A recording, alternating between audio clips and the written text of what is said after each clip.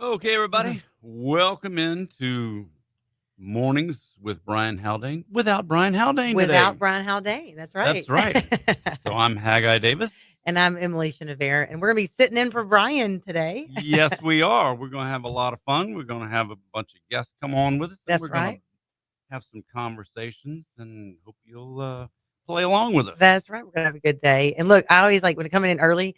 The one good thing about coming in this morning is like when you're driving through Baton Rouge, I don't think there's ever a time where you just don't hit the brake on interstate coming through Baton Rouge like it is at 5 a.m. or 5:15. Oh, So yeah. if you're out there or whatever, it's 6 o'clock this morning. Hopefully it's the same way it was an hour ago. But no, it's going to be a good Friday. Absolutely. Friday. As we get ready for Mardi Mardi Gras. Gras is coming up. It's like going on this weekend. I know all around. So it's going to be a good day. I know my kids. I have one kid that's out of school today, and one that's at home, and one's in school. But So my oldest, who lives in New York, he and his girlfriend are flying in.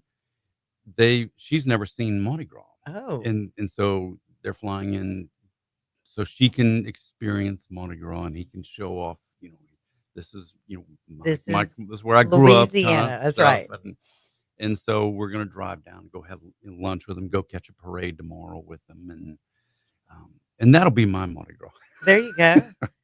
And we cannot forget our producer John LaBeouf in with us this morning, keeping us on schedule, on track. I'm here. I'm here. On here I'm this waking morning. up. I'm here. You're waking up. That's right. Yep. The coffee is slowly kicking in Yeah, this morning for all of us and gearing up for this weekend. Yeah, So, we love having John here because John does a great job of saying, "Hey, it's time to move on to the next." I appreciate that. That's right. Since Brian's on it, no, but it'll be a good show. The good thing is we got some good people, like you mentioned, a couple legislators coming in throughout the show. Obviously, going to talk a little insurance. It's a big topic around the state, as always. A little education focus. Going to hear from our East Baton Rouge Parish Superintendent. Going to be in, and also as a school board member, and then a great organization that's doing some good things around the Baton Rouge area. Is going to be here this morning talking about some stuff throughout the show. And then I'm super excited to talk a little bit about workforce development from Susie with the Workforce Commission. I think it's something we don't hear a lot about. What's going on? How are we connecting people in the workforce in Louisiana? I'm excited because I hear a lot of that. So I think it'll be good to see exactly what she has to share later in the show. This sounds like a fun show. I know, right? Be a good time. And so if you're out there, if you want to jump on Facebook Live and play along in the chat, we always enjoy that. That's a fun way to interact with us. We don't take calls. That's the one thing we don't do is take live phone calls from the listeners. But everyone can comment and chime in, right, yes, of the please, conversation please happening. come and chime in. Absolutely. It's a much better way of doing things. That's right. That's right. So no, it'll be a good day. We'll be talking a little bit about what's going on around, and thrilled about also going to be coming in later on is the Speaker of the House, or Speaker of the House for Louisiana. Speaker Devillier is going to be kind of wrapping up the show later on, so people want to be around for that and just talk. We have sessions starting April 14th.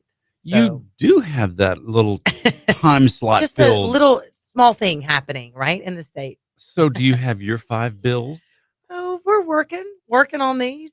Probably more than 5. I know. I think this is the time when we're figuring out what we're doing with bills that deal with fiscally related, because we have a fiscal session. I tell everyone that for those that are listening in, like some sessions are a little different than others, and this one is a fiscal session, and so you're working on bills that will have a fiscal impact, but also maybe other general bills that do not. And so it's those 5, like you said, and so a lot of colleagues are trying to figure that out, what that's going to be, what's going to fit into that, to make sure things that represent their district, things that matter to them, what they're trying to push along, or maybe finish up from last session. So yeah, I mean, So we're this getting will there. be your second full session? Second full. Well, you know what? Now, you had a whole bunch of This special is sessions. true. So I mean, for those of us that were just in last year for the first year, this will be a second full year. This is what, your But 28th session, though, that's right. with It all the feels special about. sessions? we kind of lost count, right? I kind of lost count. But we were in session a lot. But we got so much great work done, and I tell people all the time, it was really joy to be there. Some people think I'm crazy when I say that. They're like, "How can you enjoy this?" But when you're working hard and trying to do great things for the state, we have some great newly elected, I say, people in my freshman class. I don't know if we're real freshmen anymore after 4 sessions in the first No, you're year, at but least we're a still the sophomore now. newest, right? You're a sophomore now. At least, right? And so, and just those that have been there too, like our second term, third term, that have been trying to do some great things, and our governor under the leadership of Jeff Landry, like we've Governor Landry, we've been able to do some good things, and I feel like we're going to go right back in April and keep working. But it's like I say, it's not a part time gig. I don't treat it that way. It's all time, year round. So That's great. I love your enthusiasm. The- a lot of people I've met over the years who've been elected, they try to get in one of those seats just so they can get to the next one. mhm. It doesn't sound like that's what you're motivated by. Well, I love people, and I think that's what's been a good time. And there's so many of my colleagues that are what you'll probably hear from today. I think you'll hear that passion as well of the issues that they hear in their when they go back home to their districts. For me, I'm in the Baton Rouge region, City of St. George region, all these areas. For me, I'm closer to the capital, so there's a little different. But they travel back to their districts, and they see what's going on in rural Louisiana and different parts of the state, and they come back with energy as well. And so I've already talked to a few of them. We've had some good meetings. There's always meetings going on at the Capitol, and I think a lot of them are excited to be back. They're at home working, doing the things that pays the bills, and then they'll be back in April, if not before, doing some meetings and gatherings. But you can feel the energy stirring as people are working on legislation and doing things. So, we're ready to go. Okay, well, we're going to take a quick commercial break here. Have some important information handed out to us, and we'll be back right after these messages.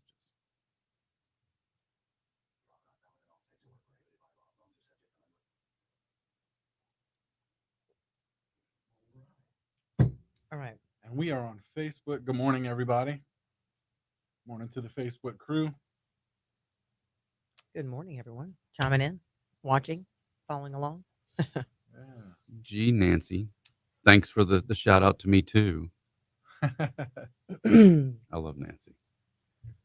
Nancy Ellis. get to watch a lot. Oh yeah, I usually try to hop on in, and if I can't comment, follow.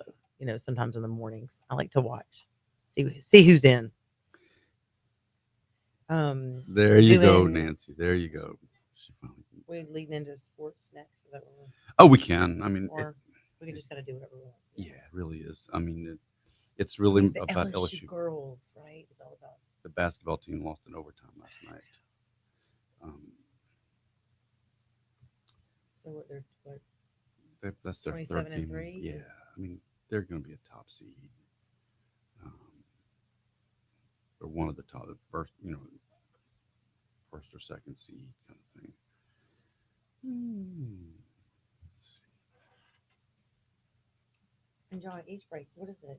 Each break is about how much? Everyone.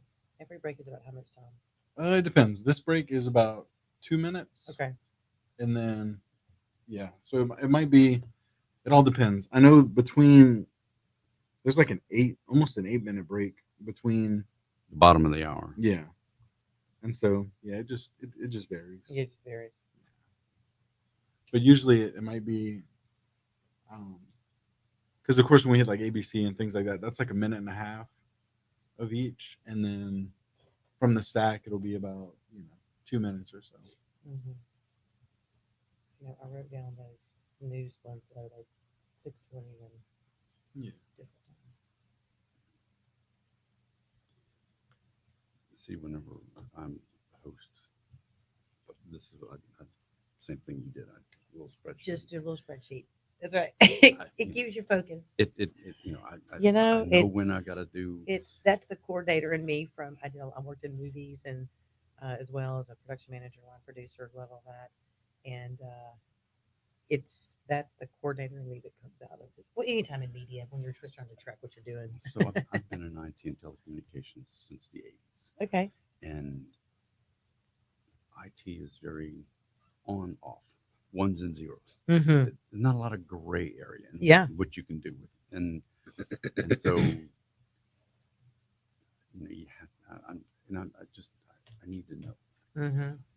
and so when I have that schedule in front of me, and usually when I'm sitting in as a good guest host, I every one of my guests are nonprofits, food bank, Boys and Girls Club, Junior Achievement, whatever. I mean, it's because it's not controversial, Right. No, yeah. and unfortunately That's they don't get a good chance to get themselves plugged. So yeah. Mm. All right, everybody, we're back once again. It's Haggai Davis. Emily Chenevert, and we're talk 107.3 with Brian Haldane, but without Brian Haldane this morning. That's He is right. out. Brian's out being a good dad today.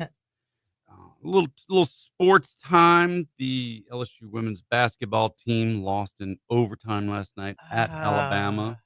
Tough game. My son was jumping up and down, cheering them on. It was a They tough ending. they trailed the entire game until like a minute and a half left in regulation, and then they went ahead and they got up by a point, and then Bama came back with back-to-back baskets, and then LSU tied it at the very end, and then they got in overtime and just missed a couple of shots, and Bama didn't, and so this was the women's third loss. They're still going to be one of the top seeds in the tournament. They're going to be fine, and still a great team. I'm good with them. You're good with them. I know it was last night. It was we were watching, and again, I think one was asleep. My daughter, which usually she likes to watch as well. She has not always watched basketball, but when the girls were obviously LSU basketball girls, it's a totally different thing with her. She plays other sports, but she was not in the room. But my son, we were cheering them on, and it was a tough loss. I know, and being in Bama, the LSU Bama thing. It's It's just just absolutely. So the baseball team, they're over in Dallas for the weekend. They're playing Kansas State today at 2:00. They play Nebraska tomorrow at 4:00, and then they play Sam Houston Sunday at 4:00. So that's the baseball team. The gymnastics, are they scheduled? They have a meet tonight. let me see I think they do. schedule. Yes, they're at George Washington tonight at 6:30. Well, that's actually in the River Center, but it's the women's team is going to be out there. I love watching the gymnastics team. Oh, right. Who doesn't? We love it. We enjoy Uh, watching it as well. The fact that they put 13,000 people to go watch an event that's going to last an hour. Look, it's incredible. I think it's wonderful for women's sports too, and all the teams. That people are just attending, want to be there. It's great for Baton Rouge. It's great for the state. Great for everybody. I love how Baton Rouge will support any LSU team. If they're winning, we're coming out to watch. Mm-hmm. I mean, it is just such a cool thing to see how much this town will support you if you're putting a good product on the field. Unlike the men's basketball team, which can't get 500 people in the dome at the moment. Sorry, did I say that out loud? You did. Are we on? Are the mics on? John, you didn't tell me not to. Oh, sorry. Easy. It's only the first hour, Haggai. Easy. Slow down. Yeah. Pace So yourself, man. yeah, pace. Yes, that's right. That's about as controversial as you're going to hear me get. The softball team, they play today at 11:30 a.m. And then also at 2:00 today. They play 11:00 Saturday, and they've got several different teams playing Utah and Notre Dame today, playing Weber State tomorrow. So got a whole lot of LSU to go watch this weekend, in addition to the parade. In addition to parades, leading up to Mardi Gras, a lot of people are out of school. So I think it's just everyone starting today, this Fun Friday, I'll call it, is the weekend is already here. The plans are made, and everyone's ready for a full week of a lot of fun, whether it's sports, tournament ball. A lot of families are doing their own sports. I was talking to a friend about their plans for Mardi Gras yesterday, and it's like, hey, we've got a tournament and then Mardi Gras. So they're gearing up for the weekend this Friday. This is just such, and I have so many friends who every year from Mardi Gras they leave. Several of them are in Disney World. I got several friends snow skiing, and that's always amazed me that I get that you don't want to go to New Orleans for Mardi Gras. I mean, but I guess if you're going to go up there snow skiing, there's not a lot of people on the mountain right now. Probably not. You're right. It's people kind of leave here and go there, so they feel like it's a good time for people to go. So and just deal with the snow. Maybe they didn't get enough of it when we had it here, right? Just for those few days when it was here in our state in the backyard. That still amazes me. The fact that Amazing. it snowed on Tuesday and we still had snow on the ground on Saturday morning. It was crazy. It just and that doesn't happen in South Louisiana. And Never. so I know. My kids do think it snows more now. They think that this is just what we do, and I'm trying to remind them that we are not. This is not normal. So hopefully they don't have their high expectations anymore. This is the once a decade event. It's yeah. So we'll see. We'll be back. It's Emily Chenevert and Haggai Davis in for Brian for Talk 107.3 in a minute.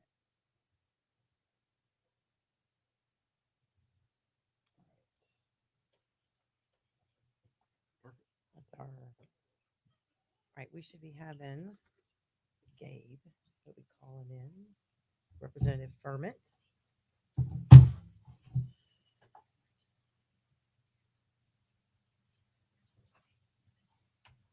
So, Representative Firment is our chair of the insurance committee in the House.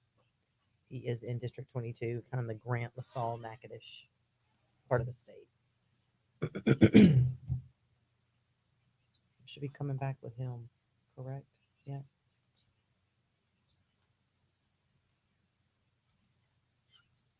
Carolyn Chenevert said good morning. That's my mother-in-law. Good Hi, morning. Carolyn. Good morning. We like to call her Momsy. All right, Momsy. That's right. So we just went through a whole home renovation. Lord bless you. Back in December, the washing machine blew a plug and dumped an entire load of water. And 3 rooms and part of the living room, wood floors, got to go. So when you change out the floors, well, we hadn't painted in 25 years. We've been in this house 25 years. Wow. It's time to paint. Well, if we're going to paint the walls, the ceiling's kind of dingy. Well, One quick second. Should I tell Gabe to Representative Firment to call now? When we come back, he's on, right? Yes. Yeah. So he can just call in now. Oh yeah. He can call. Okay. Go ahead. I'm sorry. I got these. The in ear, my ear blaring. The. So then, well, if we're gonna paint that kitchen counter, I've hated those countertops since we moved in this house. Let's change that. But if we do that, we got to paint the cabinets too. We're gonna do the kitchen. We might as well do the bathrooms. If we're gonna do that, we got to change the water faucets and the light fixtures and the doorknobs, and I mean, then we got to paint the outside. We moved back in this week to a brand new house. I mean, the only thing that's What a not new in the great feeling. house is Is you guys? It's me. And I mean, it's. Hey, good morning, sir. Yeah, we'll have you on here in just a few short minutes. All right, thank you. The walls were this navy blue from the house, because our house was built in like 91, 92 Yeah. kind of thing, and it just looked like 1991 kind of thing. And now it doesn't. Now it looks modern day, and it's cool. It's like, Hey, guy, would you have anything for traffic? oh, let's see. Pull up Mr. Waze and. It's okay. No, I just was on. No, I got them right here. Okay. It'll be coming up in about 30 seconds or so. Okay.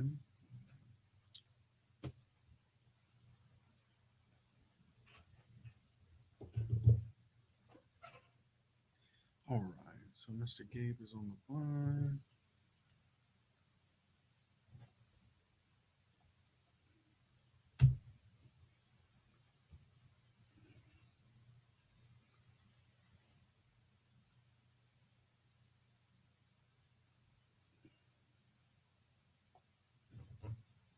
Service traffic center.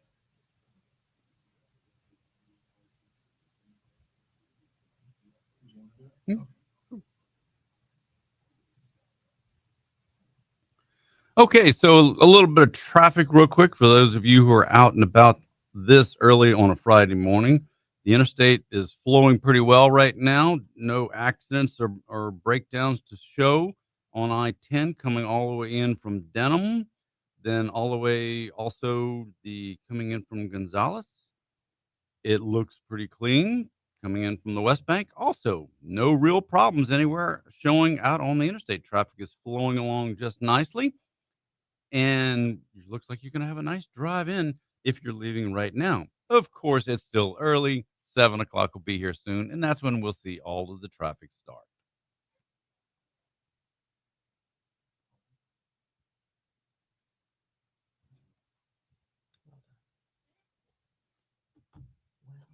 Thank you. I know all the songs from the show in the morning. Mm-hmm. There's a couple of them. It's just like so long. I know.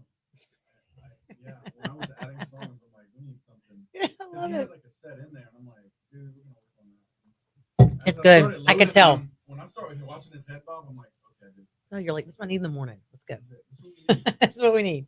Already? Yeah. Mhm. Let's go. And good morning. We're back at 107.3 with Haggai Davis and Emily Chenevert. Brian Haldane is out. We're sitting in for Brian, and excited right now to speak with one of our legislators, Representative Gabe Firment, should be on the line. Representative Firment, are you there? Good morning, Emily. We got him. Yeah, can Okay. you hear me? Well, Representative Firment, we can hear you now. I believe. I think we had a little miscommunication, but thank you for being on this morning, so we can talk a little bit of insurance. I know that as the chair of the insurance committee in the House, you have a lot to say on insurance. Yes, I do, and it's good to be with you, Emily. I will tell you this: you owe me breakfast. I had a men's Okay. prayer breakfast this morning, and dropped in, but I had to leave before I could eat breakfast. Okay, So, well, I'll have to make that up to you whenever I see you, and we'll make that happen. I apologize for that.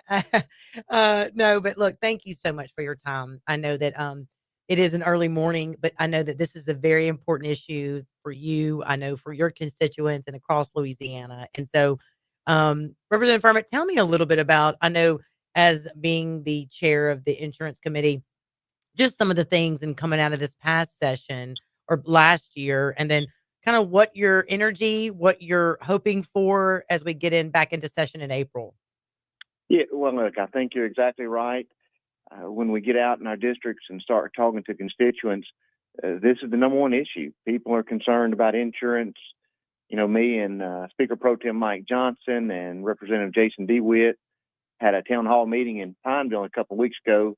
Commissioner Temple was there.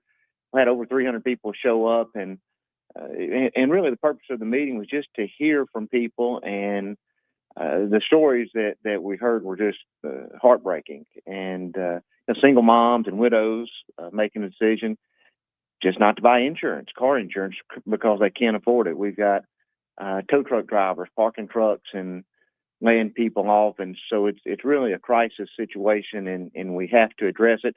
You know, we made some really significant progress with property insurance reforms, and I think we're about to begin to see some of the fruits of our labor there.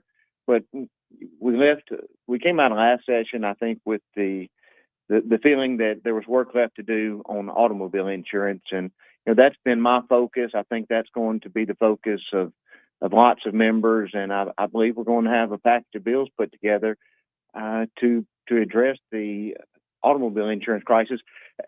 There's no reason Louisiana should be the most expensive state in the nation for auto insurance, but we are, and that's just unacceptable. And I think through these committee meetings that we've had over the past few months, we've identified what the problems are, and I think we've got a plan to address it.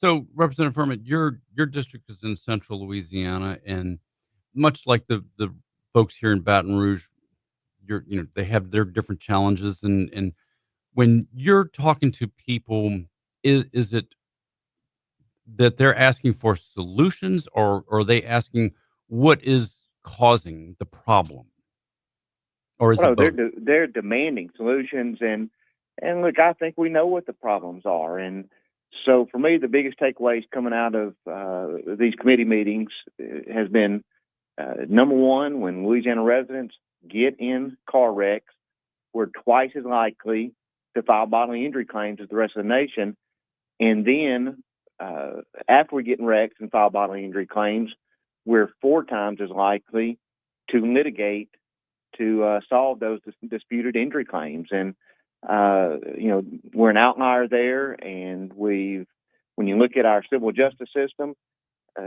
there's things we do differently than other states. And so the plan that we have and the bills that you'll see filed, it's nothing extreme or dramatic. What we want to do is emulate what other states are doing. I think it's as simple as that, and that's what we've done with tax reform, with education reform, and that's all we want to do is look at what's working for other states, especially for the southern states that we're competing with, and let's adopt some of the same policies that they've got. And look, I looked to Florida as an example. 2 or 3 years ago, they began to hold some special sessions to address their insurance crisis, both on the property side and auto. And they made some tough decisions and passed some controversial legislation, and they're seeing rate reduction. Yeah, and we've got to get some rate reduction and deal with that. And look, we're coming on a hard break. Rep Firment, thank you for being here. Appreciate it, and we'll continue this conversation for sure. Yep, thank you, Emily. Okay. We'll be back. Sorry about that. You're good. That's that ABC News. Don't want to make Brian have to apologize again to ABC. You heard him say that? Yeah. I didn't realize he had to do that. I didn't either.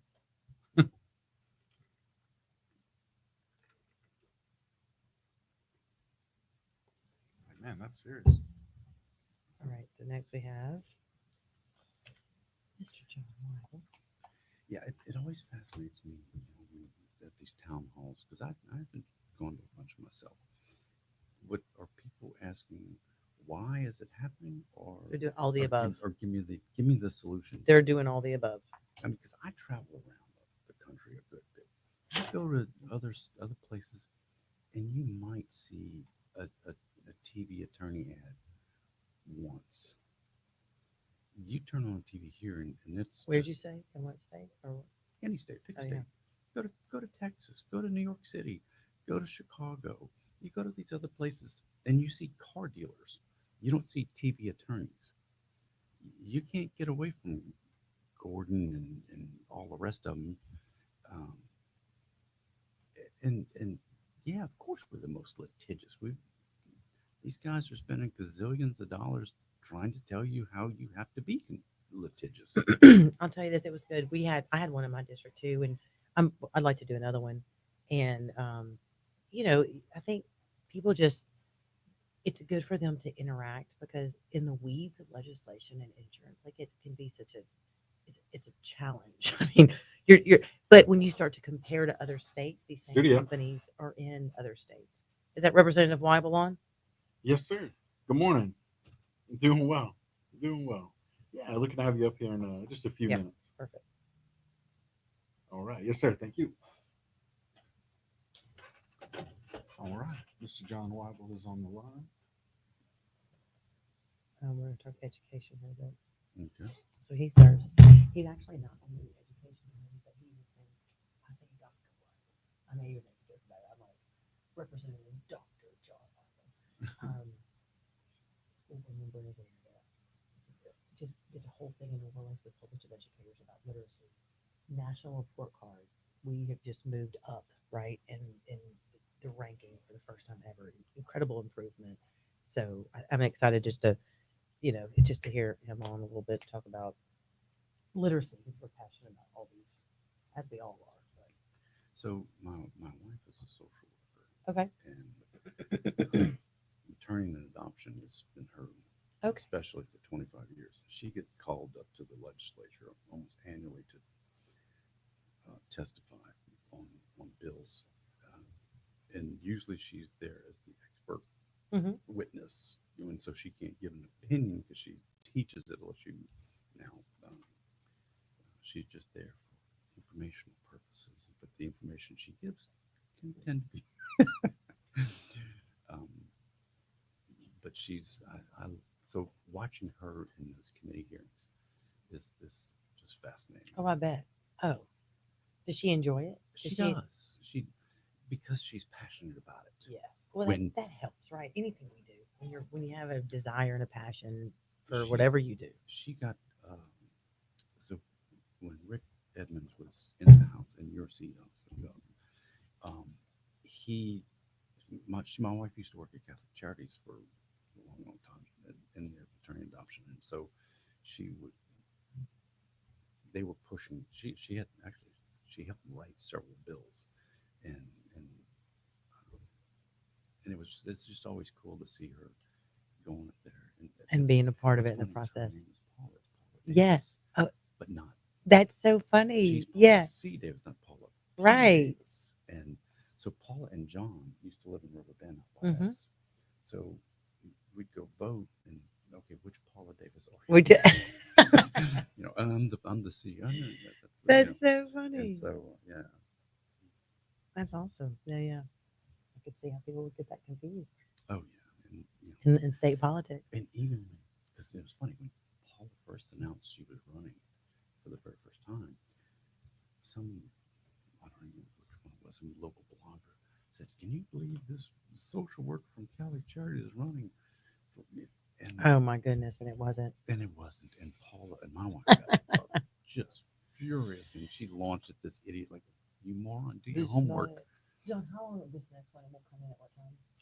We're about to come in after weather right here. 6:38 going. Oh, it's about a 10 minutes. I minutes. thought it was 10 minutes. Do you want to go till 6:50, or do you want to break at 6? We could either do 6:47 or 6:50. I mean, because at 6:50 we have that hard break for Your Money Now. Yep. So if y'all want to carry it to 50, you can, can or do we that. can break out at 6:47, and then we'll have 3 minutes of commercials. Then it'll go into. It's up to y'all. If y'all you have the we option. could probably See how do. the conversation. Yeah. Okay. If I guess do that, that means we're going to keep rolling. Is that cool? Yeah, that's good. Or whatever you want to do. One of my good friends, a legislator. We're going places. We have somewhere to go. She's like, "We're out, guys. Rolling. Let's go."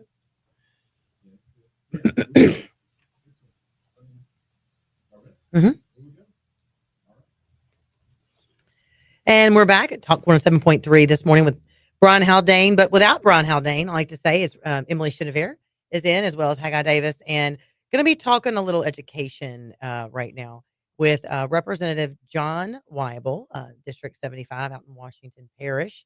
And Representative Wyble, you with us this morning? Good morning, Representative Chenevert. You're a natural. Look, It's like the Brian Haldane show, but the new and improved Brian Haldane show. We don't want to hurt Brian. We love Brian. I know. No, it's fun to sit in this morning and obviously give him a little break. But thanks, Representative Wyble, and I just appreciate you calling in this morning. I always love to. John, Representative Wyble's a great guy, good friend actually, as well as a colleague, and so want to talk a little bit about just some things that I know you're passionate about, right? And literacy, education. So talk to me a little bit about what you see on the horizon, what's going on in the state from your perspective, your experience. Also like to say Dr. Wyble. I know it's Representative Wyble, but Representative Dr. Wyble.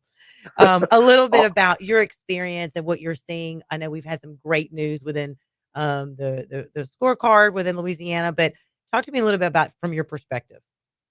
Absolutely, and look, thanks so much for having me on. You're a wonderful colleague, and certainly we have many wonderful colleagues, but a special shout out to this freshman class that you and I are honored to be a part of. And I think that's what we have to continue to do is together collectively use all of our strengths to really reach our people to hey, it's a new day in Louisiana.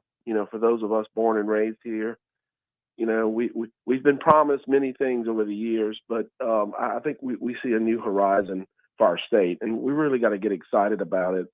And one of those new horizons is what we're doing in literacy. We've known, we looked at, go back to 2019, the organization I work with, the Center for Literacy and Learning. We worked with the legislature then. We worked with Superintendent John White at that time. We created Louisiana's first early literacy commission. And from that commission came the reforms and the recommendations that created the policy over the last 5 years that have gotten us to this point, historic gains. And we can't stop. We've got a lot of ground to catch up. And so it's so important that we continue to move these reforms forward, not really roll them back. Yeah, and it's a great point. And looking at, there has been such a focus on literacy. Do you believe that that's really what that difference that's been the difference a little bit in moving forward? I know that we hear that from our Department of Ed and leadership of Dr. Kay Brumley's done a really good job of talking about going to the basics, literacy, focusing on the things that we had years ago, getting back to that. I think we're seeing that in our rankings as we go up. But do you feel like that literacy component is the critical component? It really is, and it's really about foundational education. And I had a bill last year. We didn't move it because some of our colleagues are moving some other things. But basically, what we're trying to create in that K-3 space is really a holistic approach and focus on literacy and numeracy. We've learned what we knew decades ago, that you have to build a strong foundation. Our students have to be well-grounded in the science of reading. They have to understand the basics of those education fundamentals. And it's really so important.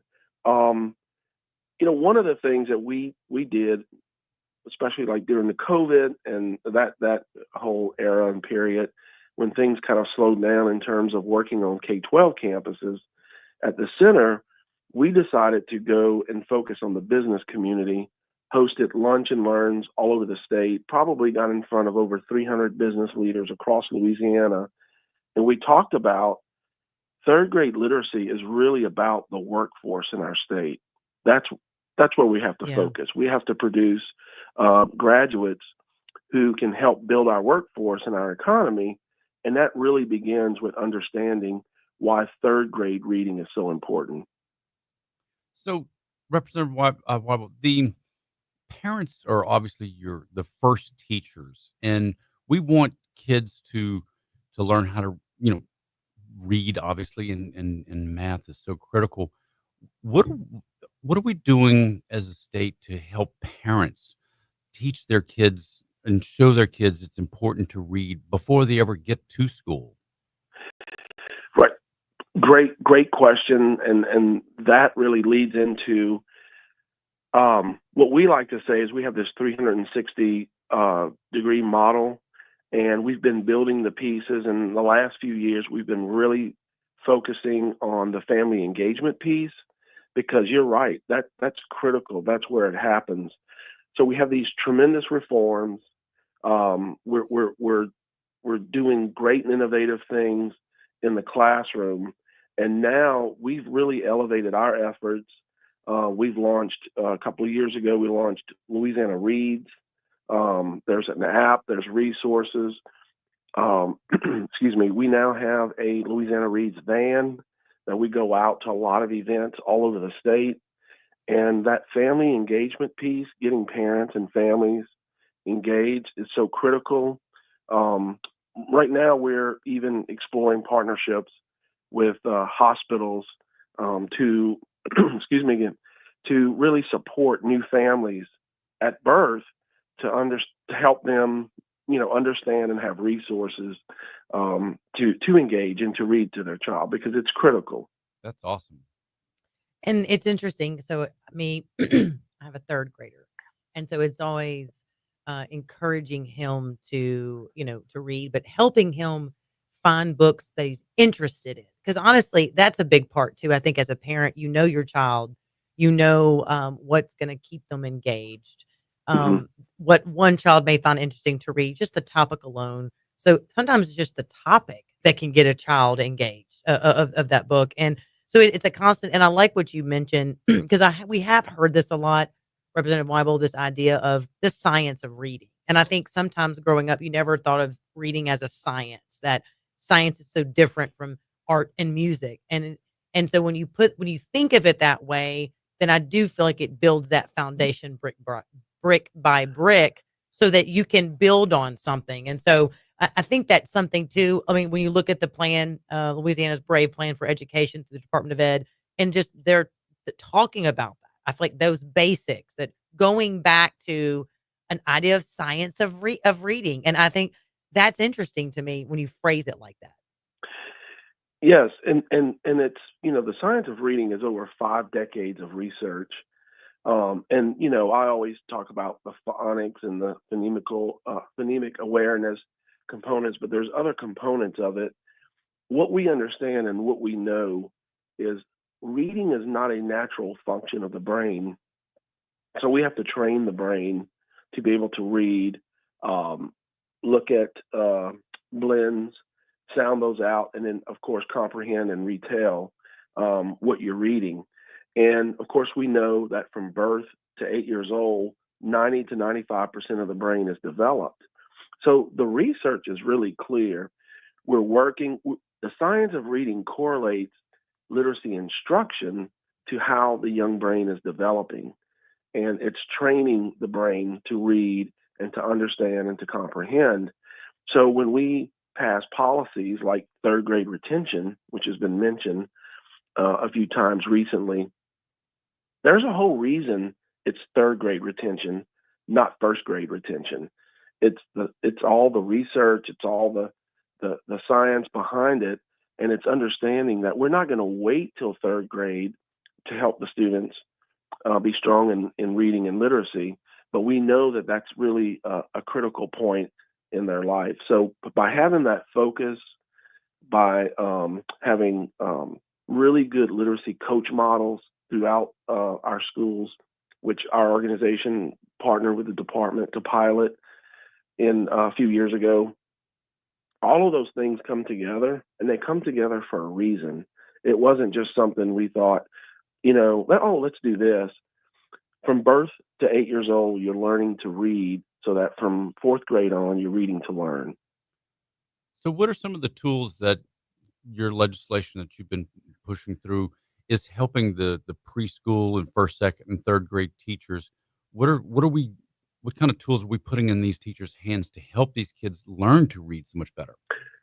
Sure. So it was all the building blocks of getting us to this point. One, we wanted to make sure that every teacher up to 3rd grade was trained in the science of reading. We wanted to make sure that in Louisiana, we do not use any curriculum that is not based in the science of reading. We've done that. We also wanted to work with our university and college partners to make sure that our future teachers are being trained in the science of reading, and we addressed that. And then implementing and piloting, I think in 2022, a statewide literacy coach model, which we supported literacy coaches in school districts all over the state. We've also helped school districts and schools develop comprehensive literacy plans. And then, of course, the intensive interventions, being able to have interventions for those students most in need. So all of those elements built up to where we are today. Some of the last pieces, of course, as I mentioned earlier, 3rd grade retention. And the other piece of it, too, is the Dibble screener. Dibble screener is a critical component to a child's education. So now we know we have 3 benchmark moments or times in their school year from kindergarten to 3rd grade where we're assessing and we're following and we're supporting that student, again, to make sure that those students are well prepared as they leave 3rd grade. But the other piece of that, to go back to your question earlier, is that legislation requires those schools to communicate those results to the parents and families. So we're providing more opportunities to have that open communication, to help families understand where their child is when it comes to reading and how they can play a role to make sure that they continue to improve. Well, we're talking to Representative John Wyble, District 75, about literacy, and we've got about maybe 45 seconds to a minute left. And I love what you were talking about when we come to the 3rd grade piece, because later in the show we're going to talk about workforce development and just putting people in the workforce. And we know in order for people to learn and to grow, that 3rd grade, that literacy is critical. And so I feel like it just kind of wraps into what we're doing. With about 45 seconds left, real quick, Representative Wyble, what is just something you're excited about coming up in April for session and that you're looking forward to? Well, I'm really excited when it comes to the session about our continued efforts to reform workforce development, to look at some opportunities where we're helping our families with resources and understanding how important they play a role in workforce, continuing to reform, our tax and fiscal policy. I'll say that Amendment 2 on March 29th is so critical. I mean, it's the key for us to finally reverse generations of poor outcomes. Yeah. And to have a more efficient We're coming up on a break Louisiana. here. Representative Thank Wyble, you. thank you very much for joining us, but we got to have a hard break. We got to get out. Thanks for being on. Thanks so much. All right. Have a great one. You too. We'll be back. Bye.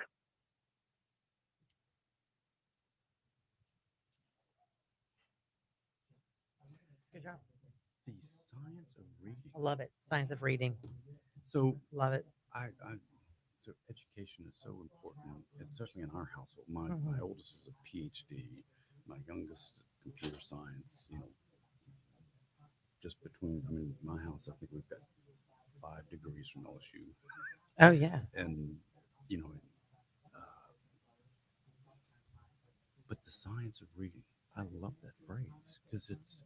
I mean, we were reading our kids literally in utero.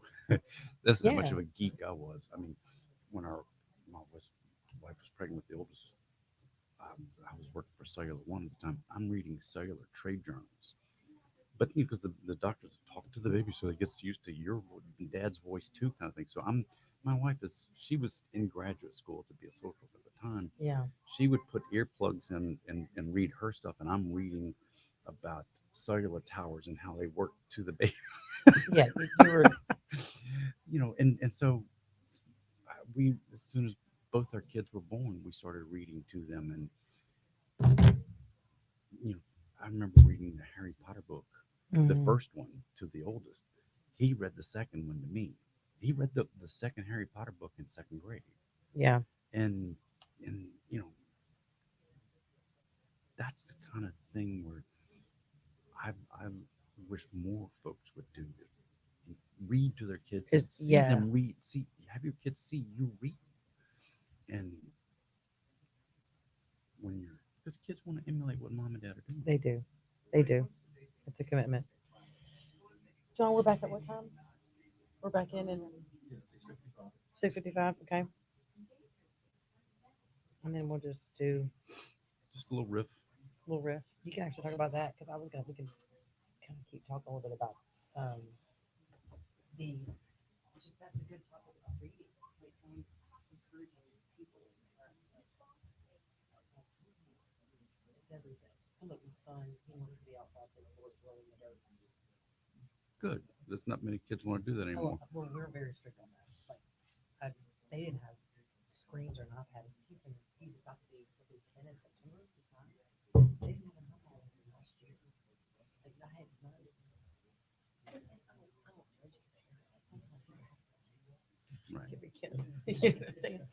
But I worked really hard to find other things for him. And he's an engineer, and he needed that. Our kids, like my kids are much older, so that wasn't even an option back then. Correct. But did we plop the kids down in front of PBS cartoons and Disney Channel? Yeah, Okay, no, it's but he loves. I mean, he's reading, but he's just guys. It really is finding him the right book. Mm-hmm. It's helping him navigate. I found a whole group of books of like people that are. Oh, what was that book? There was a whole series of them. There's like a detective that was a duck or something. I don't know. The kids love those books too. Detective books. They'll do that. He likes. He loves. There's a book he's reading called Dragon Masters. He loves. What is it? There's a dragon series. How to Train Your Dragon? Oh my gosh. I'm Yeah. obsessed with that. You saw the trailer for the new movie? He cannot wait. I'm excited. I'm I've been excited. watching it with my oldest daughter. I know. Like, Since she was little. Yeah, live action. Not animated. It's No. just it's written. gonna be awesome. It's written well, and I love that time period though of like there's no dragons, but you know what I mean. Like I love a good period piece film, kids cartoon, whatever. And he loves that mystery. He loves that dragon. So he's reading another book called Dragon Masters. So anything like that I can get him into. I'm like, no, we're super pumped about that movie coming out. Oh yeah, yeah, I'm excited too. It's gonna be good. Was Percy Jackson in the I Olympics? worked on Yeah. that movie. Yeah, Oh really? Percy Jackson Sea of Monsters. I worked on that in New That's Orleans. I was a Oh production yeah, coordinator on that. out there at At Mishu. and New also Orleans. at the park at the See, that's what I want to get shuttered into. in Movies and stuff. It's shows so and much stuff. fun. I mean, I was behind the scenes of doing all that and budgeting and hiring at some point, but then I worked on Pitch Perfect 1 and 2, Breaking Dawn, Really? Twilight, both Breaking Dawns, Percy Jackson. Yeah, they're all there. They're So all good. shot here. and that part of I've never been interested in working in movies or being in movies because I man, like I get this. excited. It's so different. I love both. I think I just love it all because it's not fast paced like you would do like in television and radio. It's Because I like to be in productive. control of things. I can control this. I can't control what happens in the movie. Already?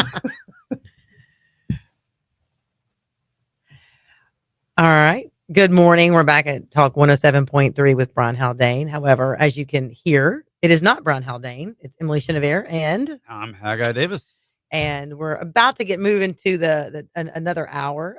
But man, that was a good segment. I About love literacy. the science of reading. That is so fascinating because it makes you it brings reading to a whole nother level It when you does. start putting it in those kinds of terms.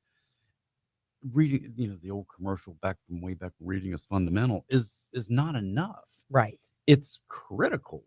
And if you can't read, you can't do math. That's right. And if you can't do math, you can't excel in a whole lot of different fields. And so just learning to read and why reading happens. That was listening to Representative Wyble talking about studying how reading works was interesting, and to know that okay, we're doing the right thing. Mm-hmm. We're training our teachers on the science of reading. Yeah. I'm so excited about that phrase. And Well, I mean, I do think it's one of those things. It's getting people interested and exciting about reading. I think that's one thing, and for people listening as we're driving and whatever, I guess it's one of the things we don't always think about. But when it comes to the state and trying to move our students forward, education, strengthening at every level, and then within workforce and in job creation and just people finding those and growing in that, it is critical. It is very critical. So it is. So for like you said, we were talking kind of during the break a little bit about for us parents, so many times we're on our phones, we're scrolling. That's what our kids see.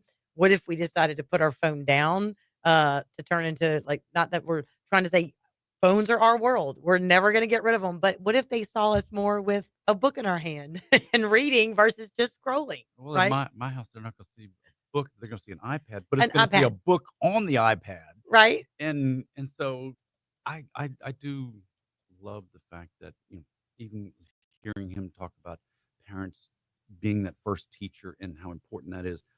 Certainly with our kids, I was telling you in the break, I was reading to our kids when they were still inside my wife's, and because the doctor said, you got to talk to that baby, let that baby know your voice, kind of thing. And whether or not that's true, I did. And so I was reading Yes. trade journals back then to Right. to my wife's stomach, and as the kid was They and heard the they heard that- words being spoken. yeah, Right? they heard dad That's learning. right.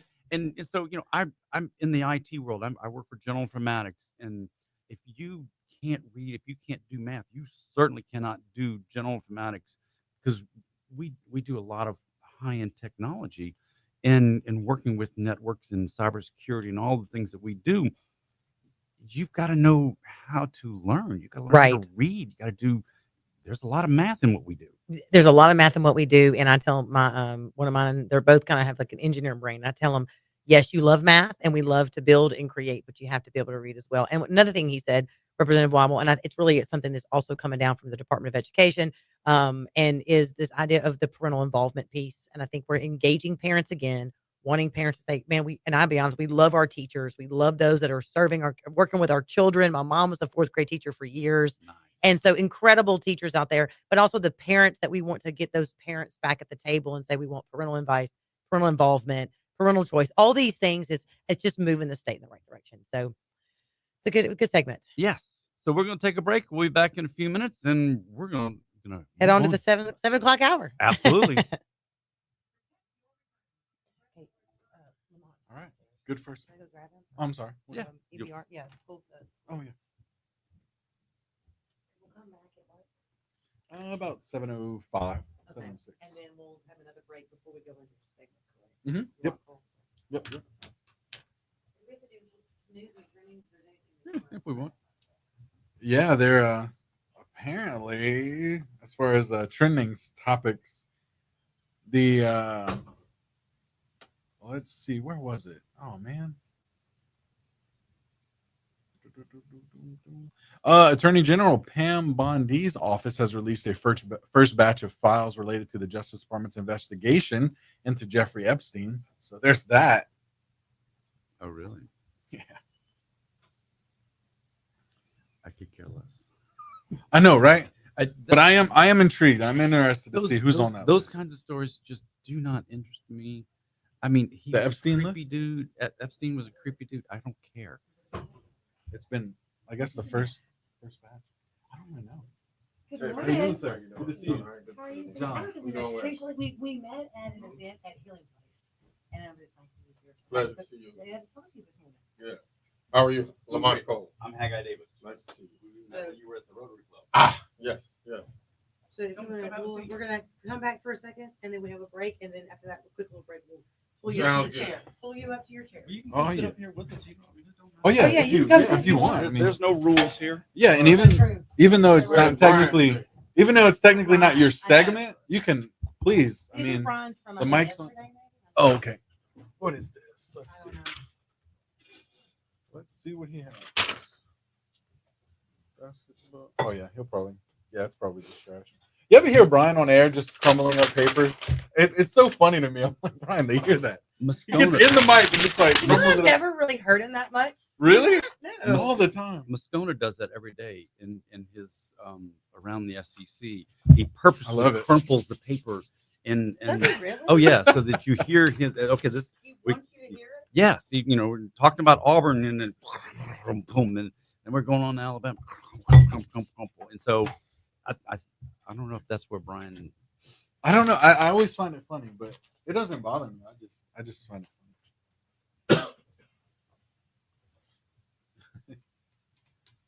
That's hilarious. All right, let me get.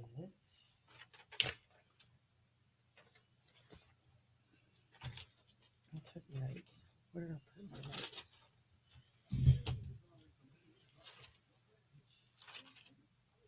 Are you have a few things that Now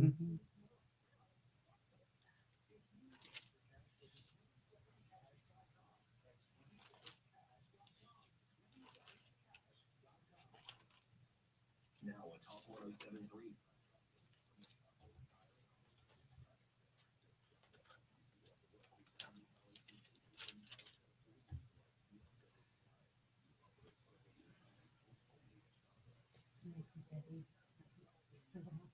Yeah, you said it right. Oh, that's not good. He texted me saying that.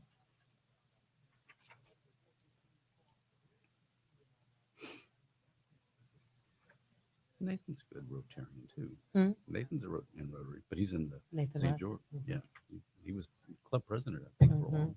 Yeah, he was.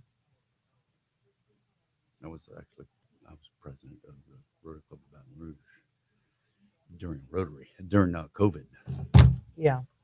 So my whole president year, this is what I looked like for president. You saw me on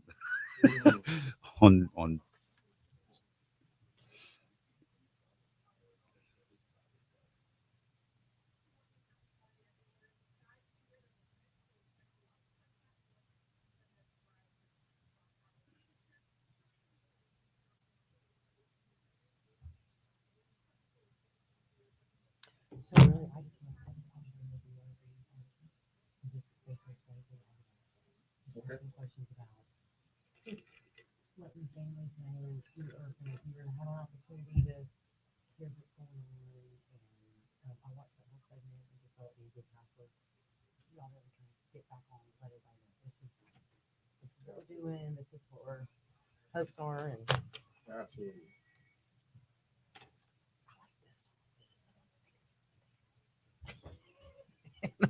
Swedish House Mafia. The Swedish House Mafia. No, Swedish You House need a little- Mafia. I think so. I'm not too familiar with like this type of. I'm not. Mhm. I like that part. I have a plan for you. Huh? See, Heaven's got a plan for you. Heaven's got a plan for you. That's right. Mhm. That's why I like it. Mhm. All right, let's go.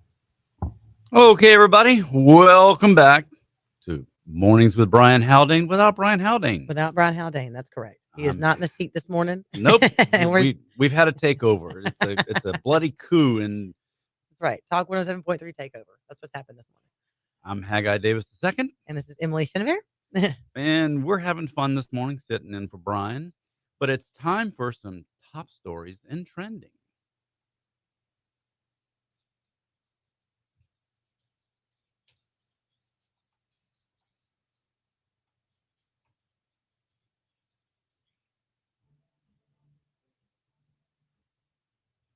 All right, what we got? Any Well- top stories on y'all end? Yeah, there's a pretty big one happening out there with the sorry, I lost my train there.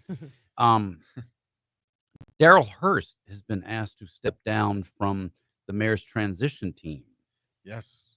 This is over a disagreement on whether or not one can have an opinion or something to that effect. That's not a good reason to ask somebody to step down, in my opinion. Did anyone catch the interview with him? He was actually here yesterday. I did. Yeah. He was here yesterday. Yeah. That interview is posted. If anyone missed it, it is posted on the website as well.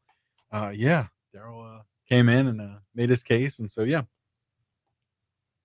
Really good Also, stuff. I will say, I mean, this is making a little shift. Apparently, there is the crawfish price index is out for the weekend. Oh, yeah? So, yeah, I've seen this. So, if you're getting your crawfish this weekend, you can see on WVRZ's crawfish index price. I actually like to look at it. It kind of pulls up all the different crawfish prices around the for the weekend, from whether it be a grocery store, restaurant, whatever. So you can kind of see the price per pound. So if you're getting crawfish this weekend, a lot going on with parades and Yes. things like that going on this weekend as well. So That's good stuff. Leave it to Louisiana to have a crawfish that's price index. what's That's up. right. That's what's I up. love it.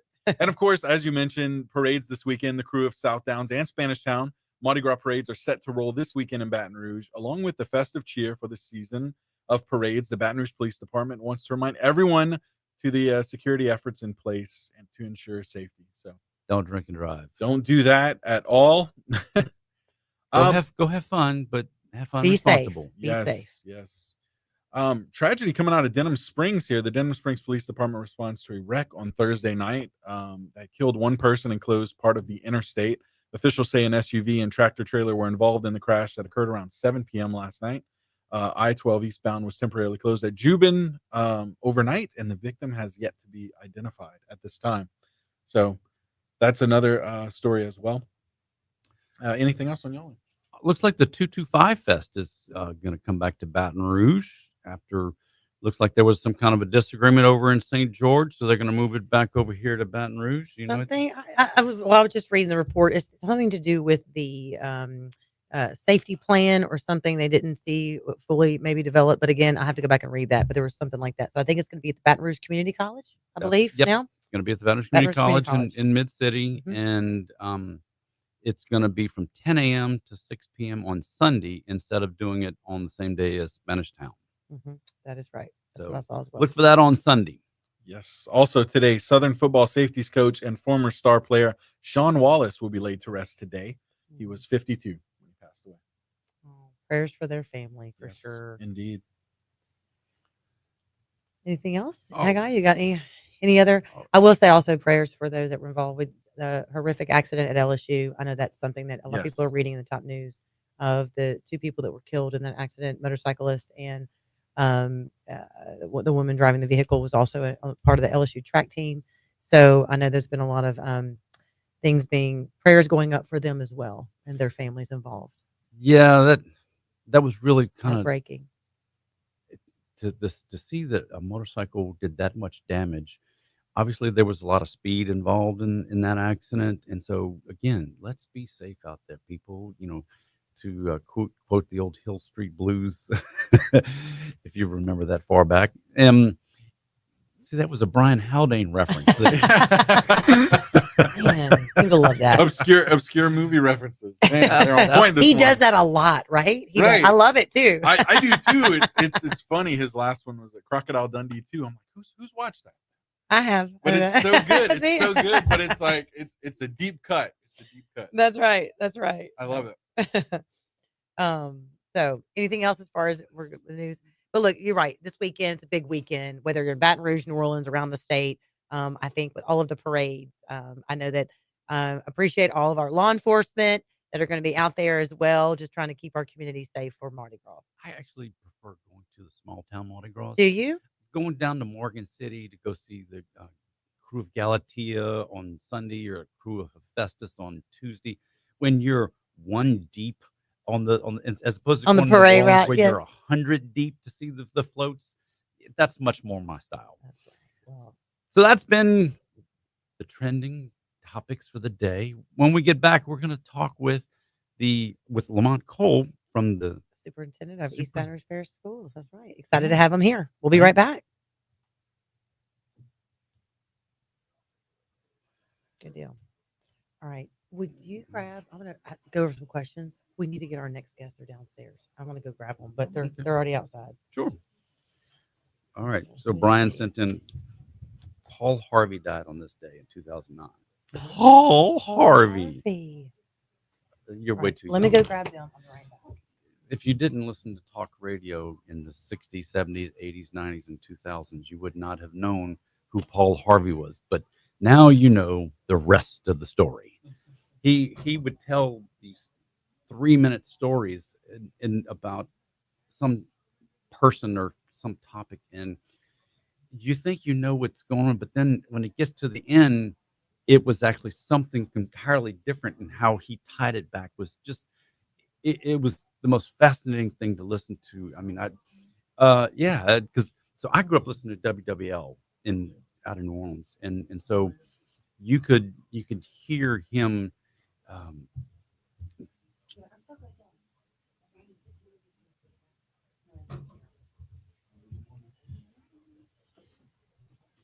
There with Empower 225. Great Love it. music. All right.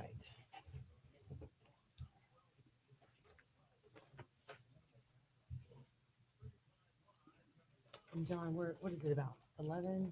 About 11 minutes? 12 No, minutes? this is almost 15 minutes. Okay, good. That's what I thought. This is our longer one than I wanted. That's good. Yeah. 30. That's right. This is a hard 30. That's ABC News. I know. I always hate cutting people off. If I It's get, if I'm a like, apologize for it. well, because I don't want to get Brian in trouble. Right? Like, I know. You do a good job of that, though. So I'm glad you're here. I appreciate that. Oh, thank you. You know me. I get into the heart of it.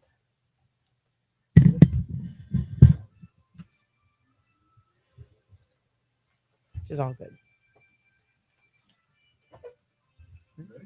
All right, let's go. Okay, everybody, welcome back once again. Mornings with Brian Haldane. Without the Brian Haldane, the brain is off doing dad things. So you have me. I'm Haggai Davis II. And Emily Chenevert. And we've had a good show. And enjoyed doing this with you this morning. And so excited to jump into some education conversations with an East Baton Rouge Parish. We have our superintendent, Lemonte Cole. How are you doing? I'm doing well. Thank you for having me. Oh, glad to have you in this morning. Yeah. And we just want to kind of dive in a little bit Sure. and talk about, we've seen some things this week in the news, a little bit about you guys are wanting to have some community conversations, Absolutely. to engage with parents and just talk about the topic of the potential of school closure. So, Correct. just kind of share with those listening this morning, kind of what's going on this week. Absolutely. After first, thanks for having me. I sincerely appreciate an opportunity to talk about what we're doing in the school system. After evaluating all of our systems in our schools during the first semester, I realized we have a footprint of schools to serve 60,000 students, but we only are serving 40,000 students. So we have 20,000 empty seats, so to speak, just to frame it in a way that I'm sure people can understand. That's more seats than are available at the Pete Marriage Assembly Center. It's not a very fiscally responsible model to operate so many facilities under capacity. And so we have to make some tough decisions in terms of how do we make sure our students are in better facilities, because some of our students aren't in the best facilities. Some don't have the best teachers. Some don't have the best resources. And so as we move around the district and evaluate where can we make improvements, we have to have tough conversations. Some of the deferred maintenance for some of the older facilities that our students are sitting in, it's just more costly than it is effective. And so before we make a decision to consolidate or close schools, we want to meet with the community first, families of students and parents of students who attend those schools, and then members who live in the community where we may make some changes, because we recognize, a lot of our school buildings become community assets. And if we vacate a building, we have to think about what do we do after that? And then how do we have a conversation with the business community and other interested parties in terms of whether or not we allow a long-term lease with some of those facilities, or if we sell the land or sell the property. But more importantly, how do we make decisions that are best for students? All of our students, in my opinion, deserve to be in a modern facility with access to high quality education, being taught by an effective teacher. And that's the three things we have to consider and think about. I think every child in this community deserves that. And we want to make those decisions to make it happen. So I appreciate the fact that you number one have thick skin and big shoulders.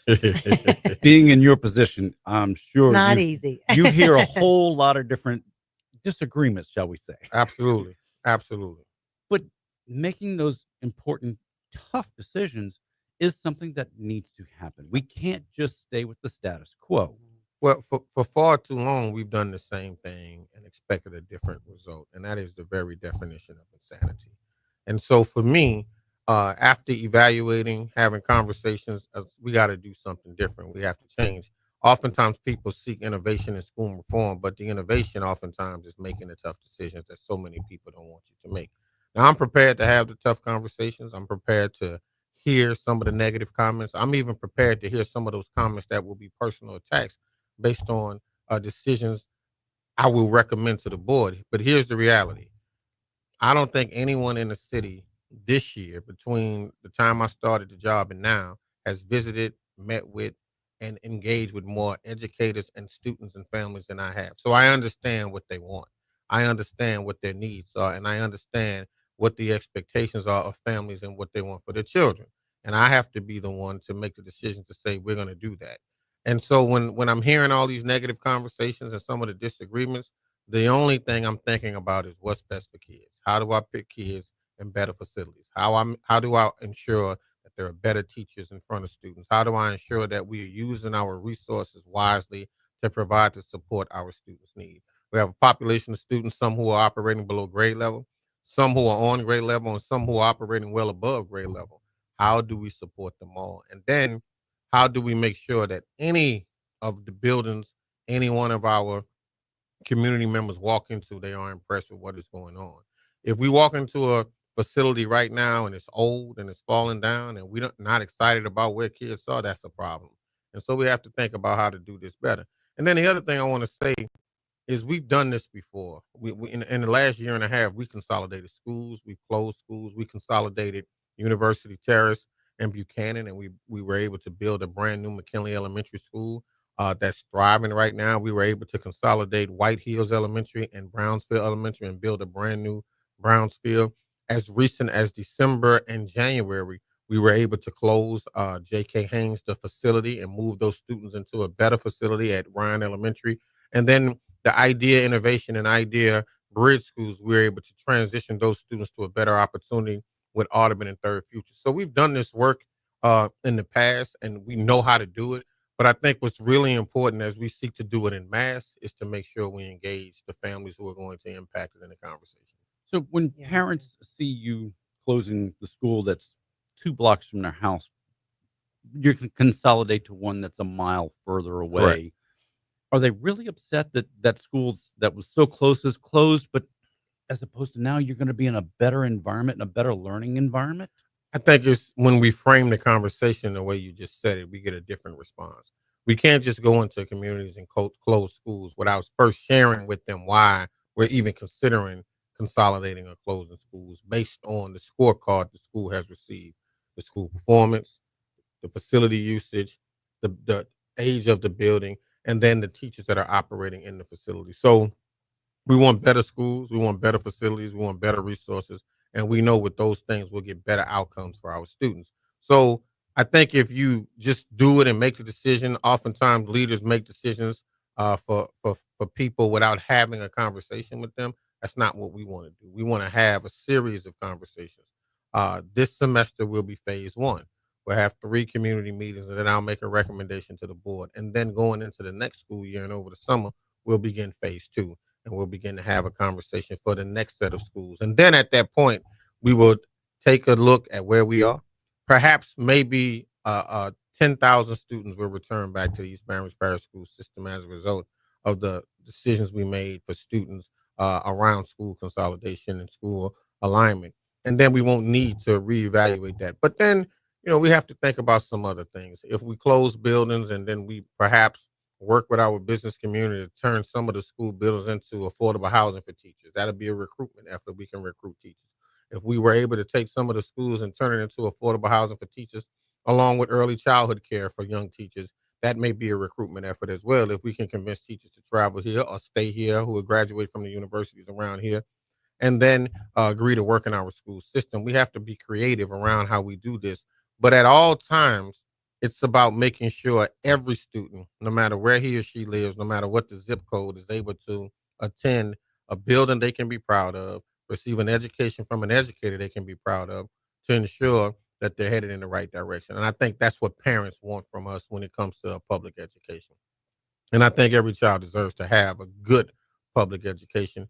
And we, those of us who work in leadership in the school system, have to be willing to do what's best. And sometimes doing what's best is not always doing what's easy. It's got to be doing what's hard. And so I'm not afraid to do the hard thing, particularly when I know it's the hard thing and it leads to what's right for kids.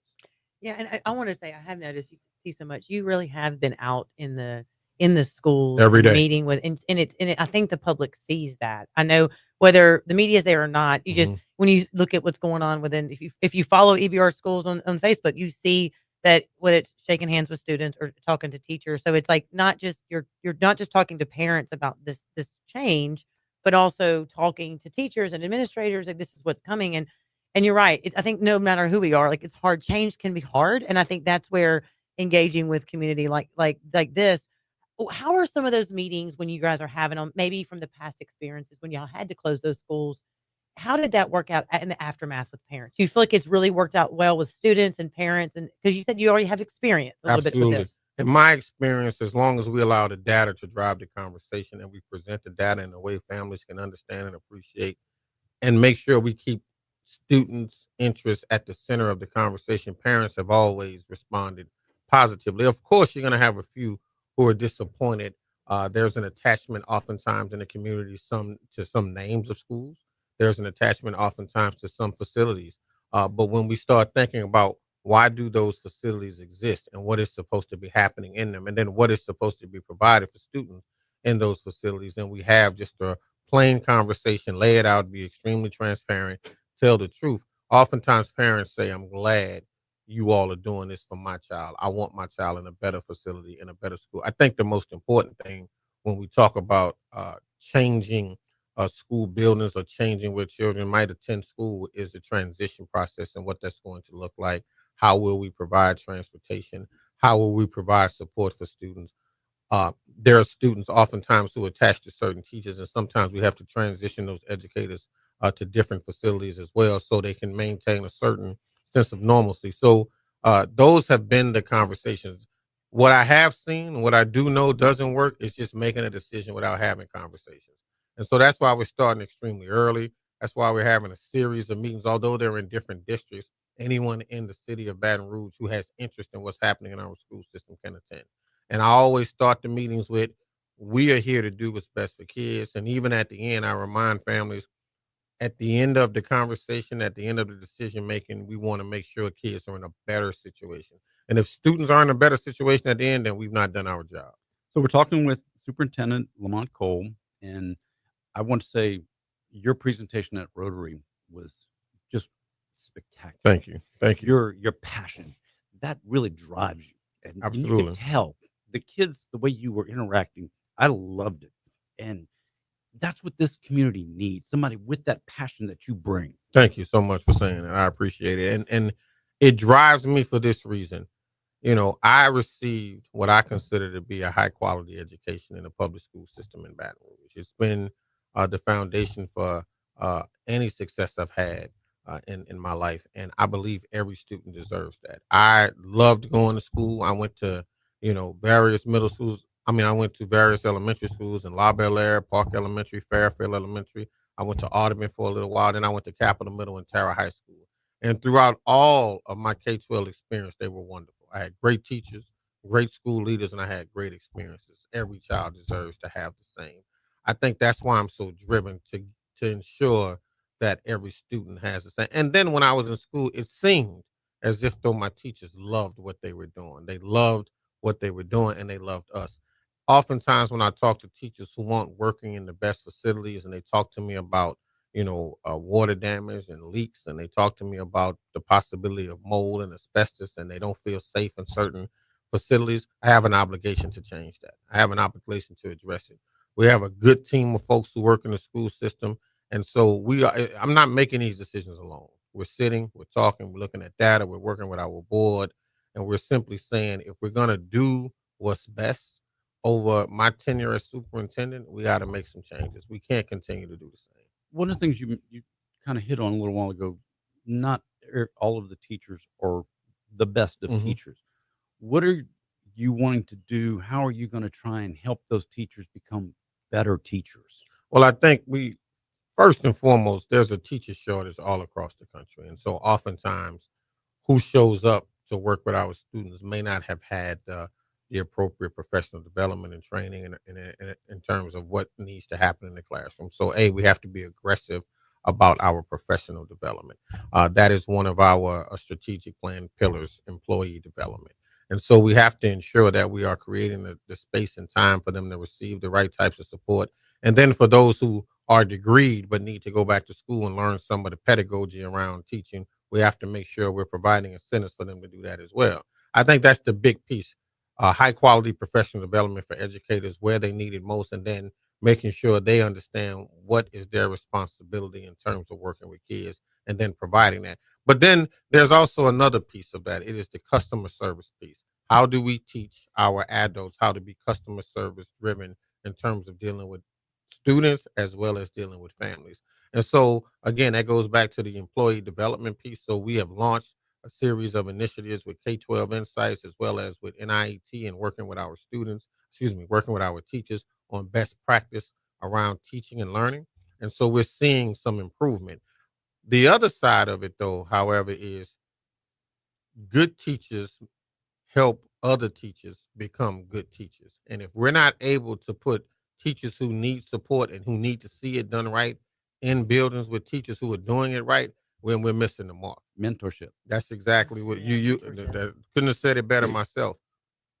The school realignment process is going to create that, because it's going to take some teachers who are in buildings and not seeing it done right every day to be placed in buildings where it is being done right every day, where they can have a mentor teacher who can work with them, support them, meet with them after school, meet with them during the school day, and help them get better. Sometimes they just need somebody to talk to who understands what they're experiencing, who have made the same mistakes, and can help them not make the same. We've got about 2 minutes left. Sure.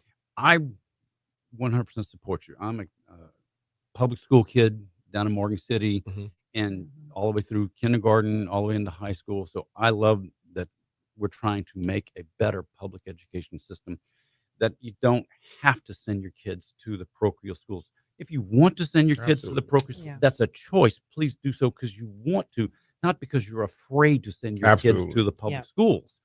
And so having a choice is important if this community is going to get better, if it's going to grow. How do we lift this whole system up? And this is obviously your job, your big task, to help parents feel better about being able to have that choice. I think the first thing we have to make sure we do is say to families who have not chosen the East Baton Parish school system as an option, they should come and visit. They should come and visit our schools, because just because your children don't attend our school doesn't mean that the school is not a part of your community. It's not a part of the environment that you live in. And here's what we have to understand. The majority of the students who live in East Baton Parish are going to attend a public school. They're going to be the workforce that serve us when we attend restaurants, when we go to gas stations, when we go to businesses. And we have to ensure that the type of service we receive is based on the type of education our students have received. And we want that public education to be the best in the country. And so that's the way families can support us, whether your children attend our schools or not. We're here to serve you, whether your children attend our schools. And I just want to say, as we wrap up the last few seconds, is Superintendent, thank you so much for being here. We've been No talking problem. to Superintendent Lemonte Cole. Please, I tell everyone, can they go to the website EBR Schools Absolutely, to make sure they can find out about the ebrschools.org. community meetings? ebrschools.org. We have established a separate website for the school realignment process with all the with all the questions and answers Great. That people might ask. Thank you so much. We'll be right back after this break. I talk a lot. I'm sorry. Oh, it was great. that was- that's why we wanted to have you on for this. Yes. You can you really can hash through as people are listening, because you can read a few lines and online, but it's good to hear from you and they talk. So Thank you. My pleasure. It's I good. appreciate being here. all right. You all have a good day. I'm All going right, you to too. visit a few schools. How y'all doing? Hi, so great. So Have y'all met? Have y'all met? No, in I'm fact, Tony. Yes. How are you, Tom? we're with Empower 225. Yeah, I'm familiar. So we're right there. We're receiving what you're putting down. And so we're that supportive piece to help with the out of school physical work. Those that can't make it with our adult care. And so we are just super. No, you're great. And You're awesome. But I have not evolved here.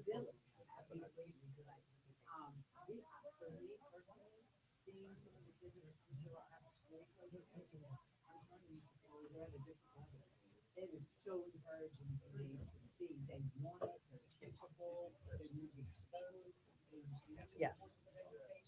Yeah. That's always been the case. All right. So we'll put her and Yeah. They can go. can I? Yeah, we can share the mic and they can. Let me grab here. What chair are you sitting on? I'm sitting on this. Okay. That one's too low. All right. Come on over, ladies. Come on over. Come on over. Yeah, and we're gonna use that mic. You guys can pull. We're gonna tag team. Absolutely. Yes. Oh, I love the Could you get a education. picture of do you mind? I would take it with my phone, but it would be here. I mean, you can take one and then it's fine. You get a picture for Your the name? interview? Okay. Tony Thompson. Yes, TLA. So I was just gonna we'll just ask questions, keep it mission minded. Like, hey, talk about the mission. We'll kind of he's good with time. We'll kind of make sure that everybody knows that where we are. Let's get a picture real quick. Yeah.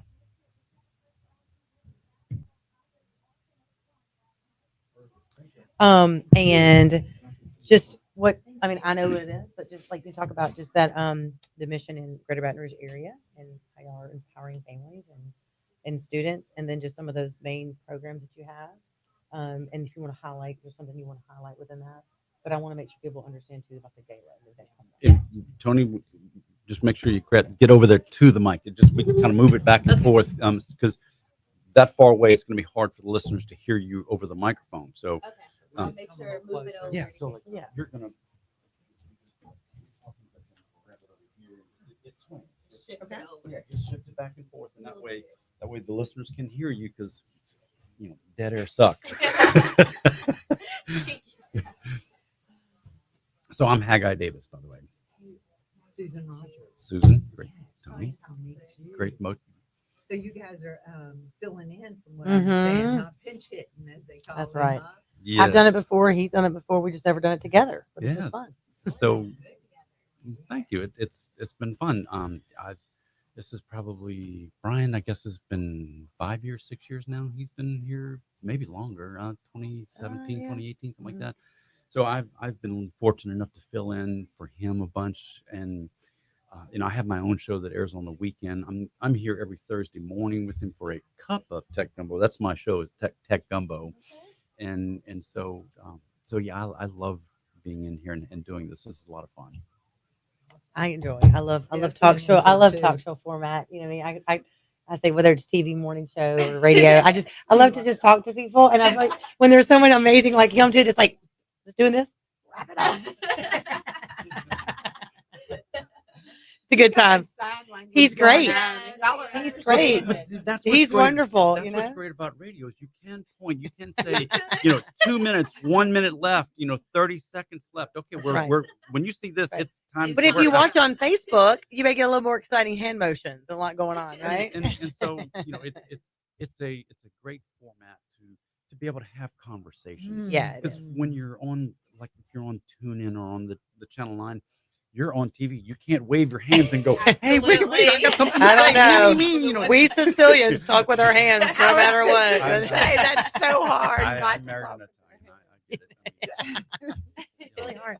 If you make me take my hands on my Right. side, I don't know if I can do Right. it. Oh. Love it. I love it. I love it. No, I'm just excited for you guys to talk about this and your mission and all that and what you're doing. It's always fun to highlight good nonprofits that are doing good work. I love it. I So- love that. Was so. Thank you so much for letting us sit in and just Yeah, listening it's to, amazing. you know, the Superintendent had Cole's some good things heart. to say. Yeah, he's definitely the right person He is a in great the right. heart for the community. Yes, You watch him. yes, He really is at every school. I feel like when Oh, you yeah. watch him, You see him. all I'll the time. follow kind of obviously and see, and he's at this school or this school, and he's like just stopping in, like not even for big events. Like he just kind of goes and stops in to see the kids and just check on, like Just a wellness presence. visit in a way for a school version. I feel like. I'm not kidding. When he came to the Rotary Club of Baton Rouge to do his presentation, I was blown away. I heard you mention that. And it's online. You can go back and watch it. But I mean, his The passion. passion. Yeah. Just I want these kids to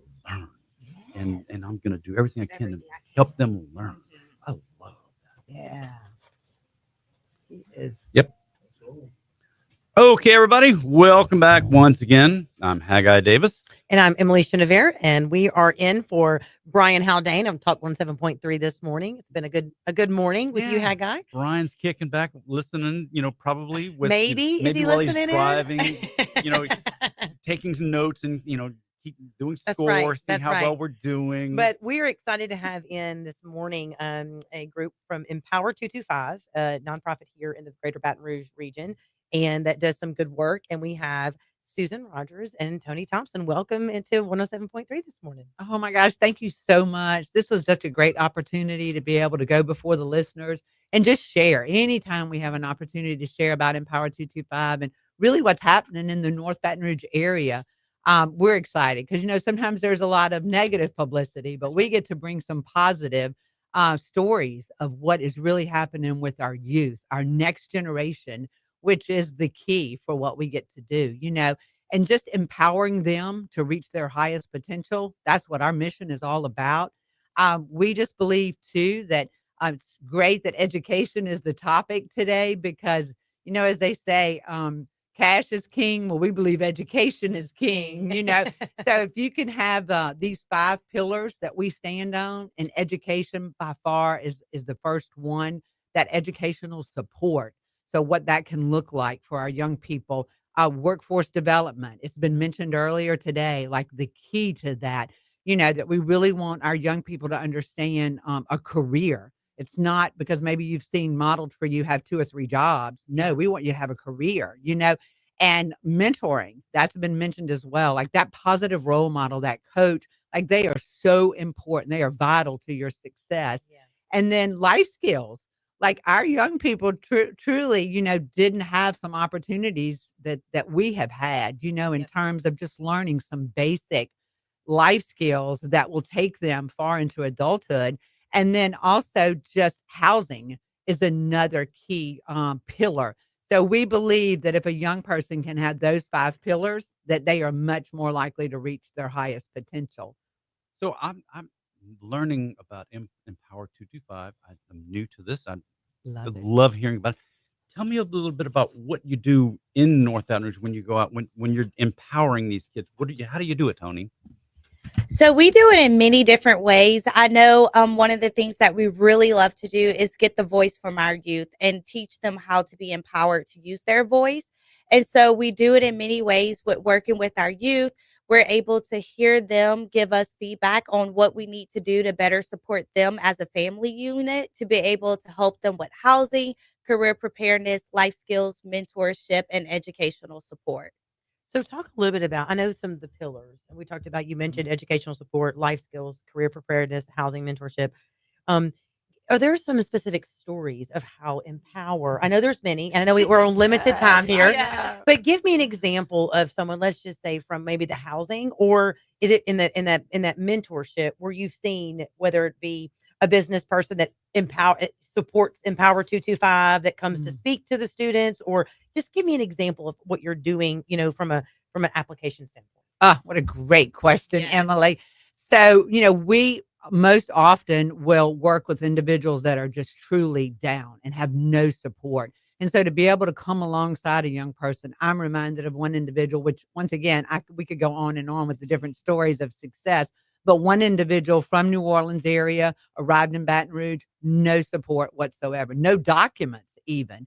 And so he encountered our street outreach team, and they were able to take him and say, okay, what are the needs? What are the barriers? What are the needs?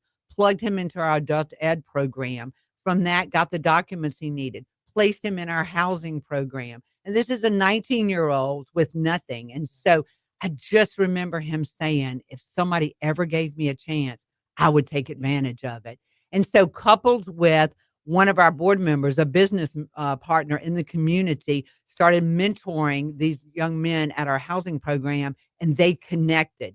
Maybe not at first, but they connected and have continued to maintain that relationship today. And so this same young man that was very shut off, didn't know where his next meal was coming from, has embraced this role model, still has a career, not a job, but he has a career.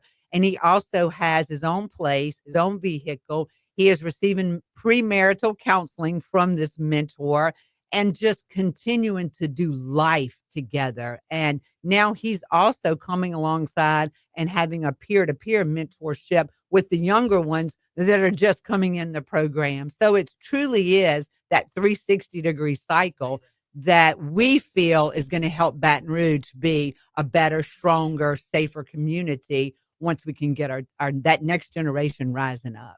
So tell us about some of the programs that you have. I'm looking at your website, the Street Outreach Program, Dreamville, My Community Cares, Independent Living, PTG program. These sound pretty good. What are these doing? So we have many programs. One that I would like to talk about is Dreamville. So it's our after school program for youth that are between the age of 12 to 17.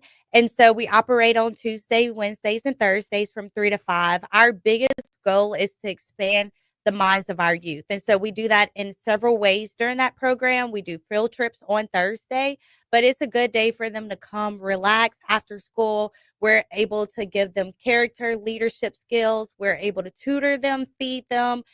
We have an amazing sports facility, so they're able to just hang out and have a great time, to come together and have good community surrounding them.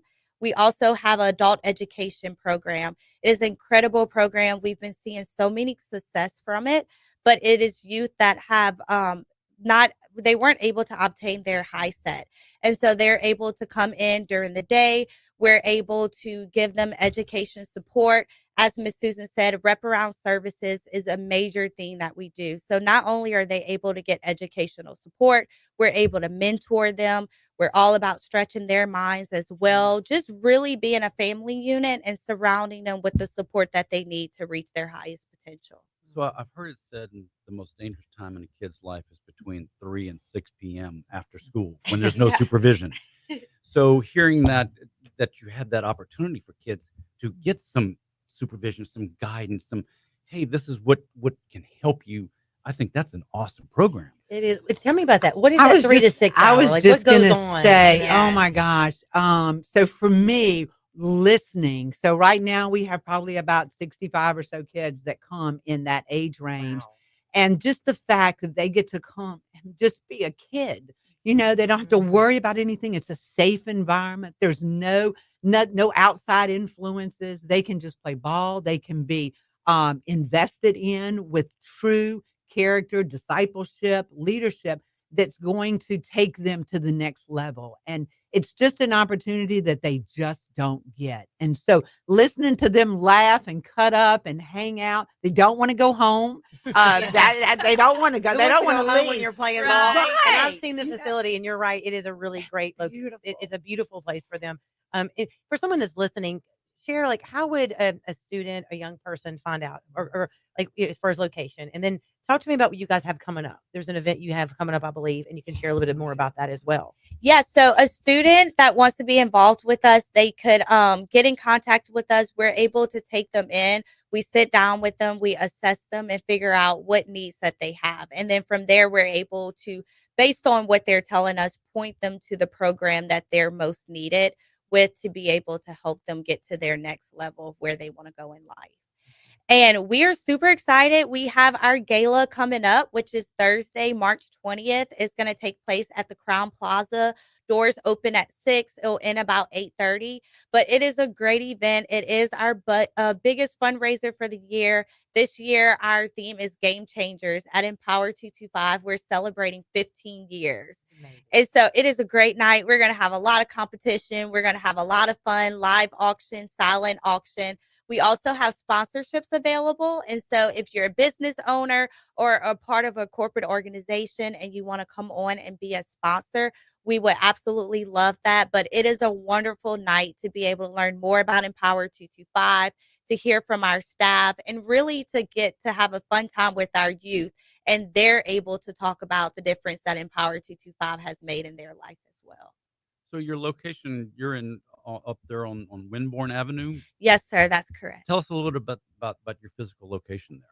So we have an amazing location in Power 225. We're housed in there, but we're able to run our programs as well.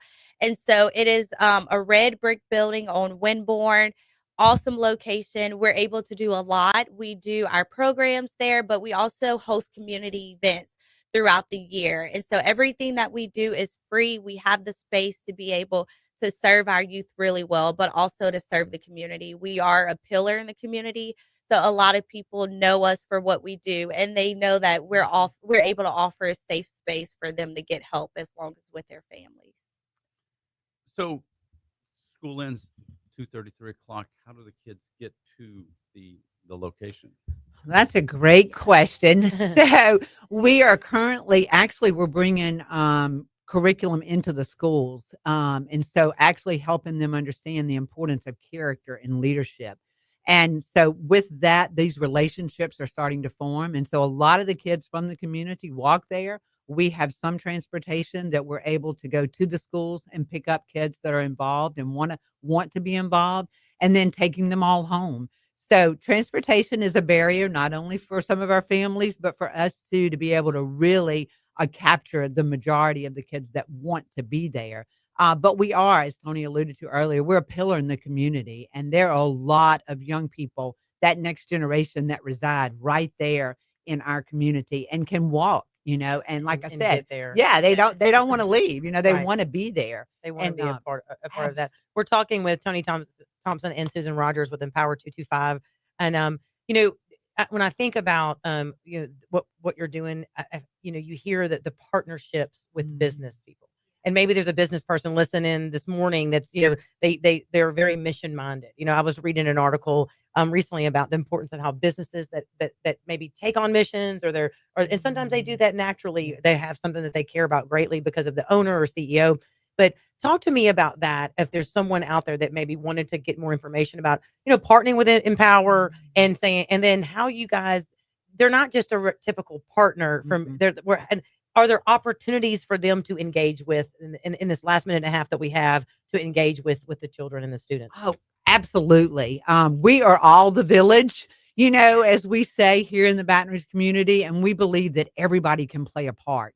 Whether, as you alluded to, Emily, whether you are struck by a certain experience that maybe you had, but everybody can contribute. And so we believe that it's not just about donating, but it's about volunteering. It's about having serve days with your company because it's part of the culture that you're creating to give back, and just being able to help our young people be in that environment of a person who may started with nothing and now they're running the company.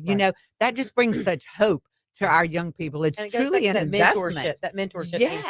So in these last 30 40 seconds or so, what where can someone find out more information about the event, and in case they want to attend or be a part in March? Yeah, so exactly as Miss Susan said, if you're a business owner or you work for a corporate organization, you can volunteer with us, you can share your story, and you can financially give to us. All the information can be located on our website, which is empower225.org. We even have information for our gala on that link as well. And if you have any questions, you can reach out to us at info@empower225.org. Ladies, thank you so much for joining us. This has been great. Thank y'all. This is a great opportunity. Appreciate We'll be right it. back. Awesome. Thank you. Thank y'all so y'all so much. much. It was so So do you great. know a little bit more about Empower 225 now? I do. I do. I'm excited. Do you know a little bit You more? need to go do a tour. Go do a tour. Yes, I- Melanie, I- love. I have It's no the old idea. Wimborne Baptist. I Yes. said it on radio, but I didn't say that. But And yeah. I'll say the biggest thing, having someone like y'all to come to the Dream Well, I'm in Center. youth ministry, and so that's why I'm wondering. Yeah. You So I've been involved. I'm with the Boys youth and Girls minister at the Club Way since in the Denham. mid-90s kind of thing. Mm. And there's a lot of synergy. This is only 3 Yeah. hours right here. Yeah. This is only a So small fraction of that's where that three to six line comes from, is the Boys and Girls Club. a lot of Christians go. But like it- on a it- day, and then Boys and Girls Club focuses more on the Younger, Yeah. which most we do so do. much with Because that, but when the it kids is get a to shining that star. 13, 14 year, Yeah. I'm like, that's the little kids having the next level up. This is like graduation from this. to That is why. That's how we Absolutely. started. Yeah. And that's why we do what we do, because nobody was serving that population. I- They don't want the teenagers. You could tell. I mean, I'm just looking at the website, listening, Oh. and where you were going with it. That's why I got engaged. I mean, because Mm. I I guess 25 years I've been involved in the Boys and Girls Club. I love them, but what you're doing is the next level up. Yes. Hey, And- like when you go and see, Oh, and you want the afternoons, or you see that, and then there's even programs that we didn't even talk about some of the other things, but like I'm just telling you, it is for them to have a space in the afternoons. Oh yeah. Like I want to get Food. there more. In the times Yeah. I've been there, I just know Mhm. just because I follow everything on social, and I stay connected to what's going on. Mhm. Like it's and I love the name Empower 225. I love it so much. Yeah. And the fact that y'all been around 15 years, that's what's really cool. And I really like what you're doing. That's cool. Just seeing some of the young people that still call it home. They still come back and visit. Come They back, still yeah. give. They That's- donate. See, Like, that's really cool. like it's just really understanding how to pay it forward. That means that you've had an impact. If they want to come Exactly. back, Absolutely. if they want to hand it on, that carry forward. The same Yeah. history as we're doing next. No, we got No, yeah, we got one more segment. Okay. Yeah, this has been great. Thank I y'all just love the so- education topic, and so some Yes. great Honestly, in booking information. the show, I didn't even. There was no plan of connecting all the dots to all the different like the little. But that's and I what God realized it all does. kind of just.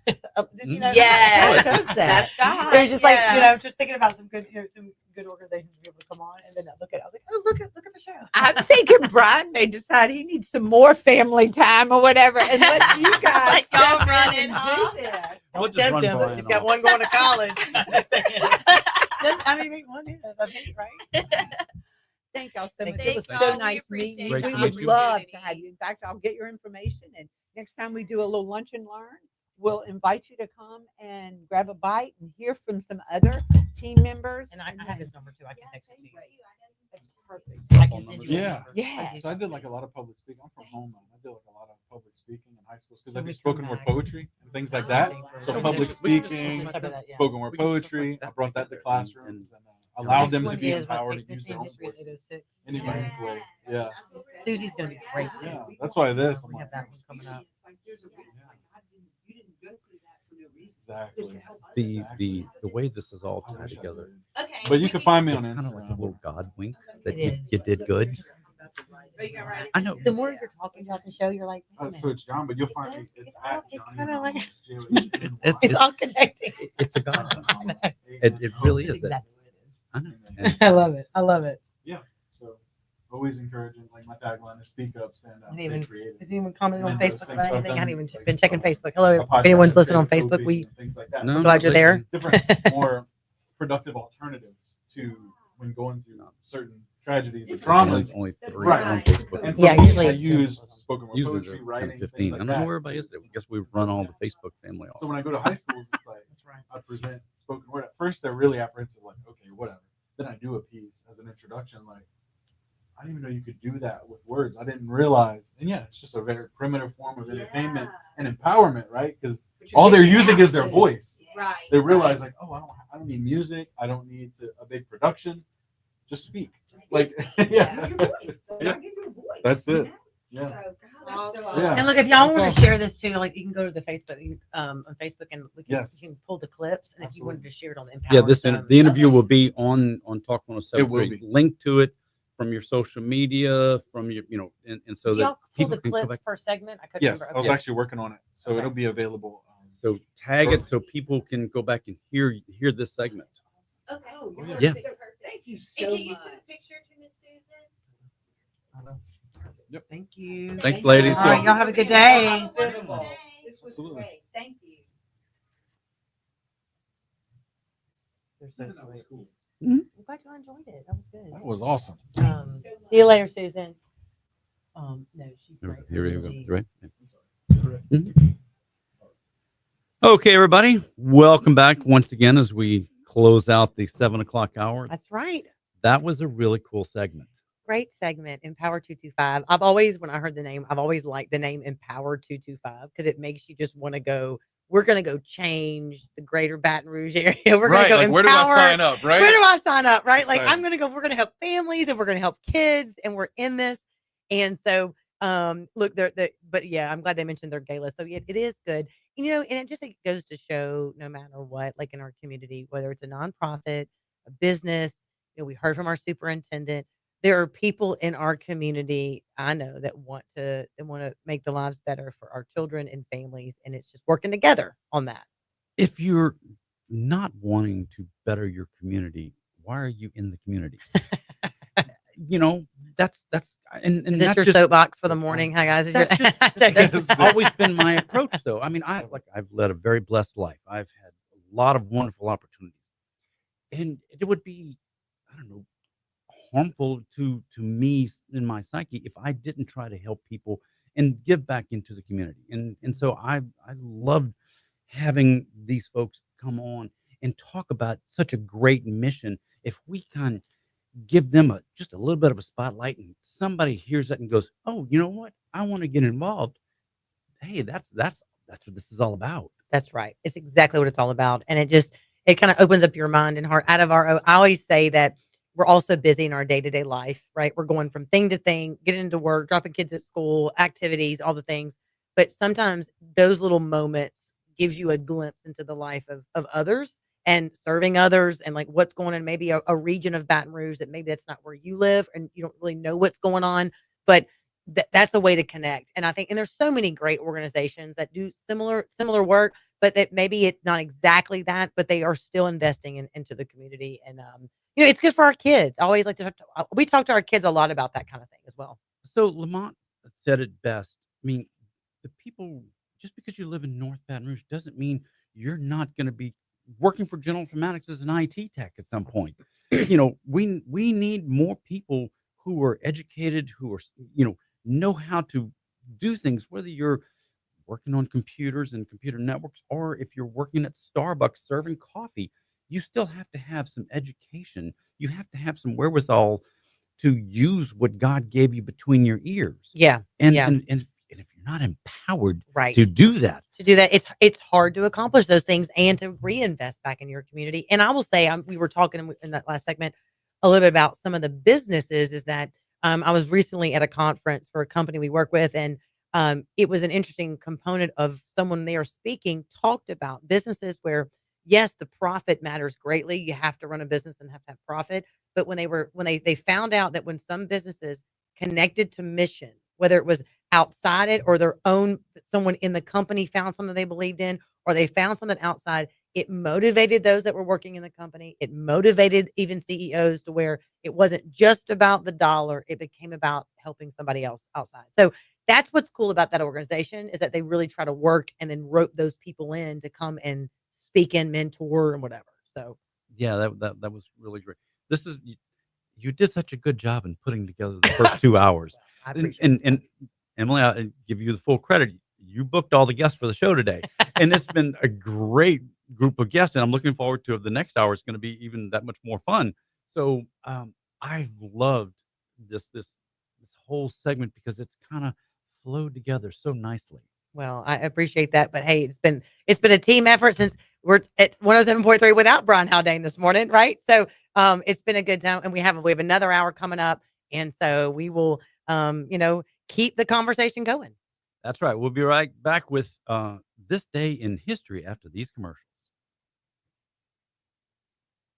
Perfect. Good deal. Right. Man, those first 2 hours flew, huh? I mean, It always Like, does. sometimes I feel like the first hour, it just like it's the sixth getting through it, but I feel like it just yeah. Every time I've hosted this show, it's like, you mean it's 9 o'clock already? Mhm. I just got here, and I mean, It's one reason I do like to book a lot of people. Like I try to fill every Oh, yeah. segment as much because it does.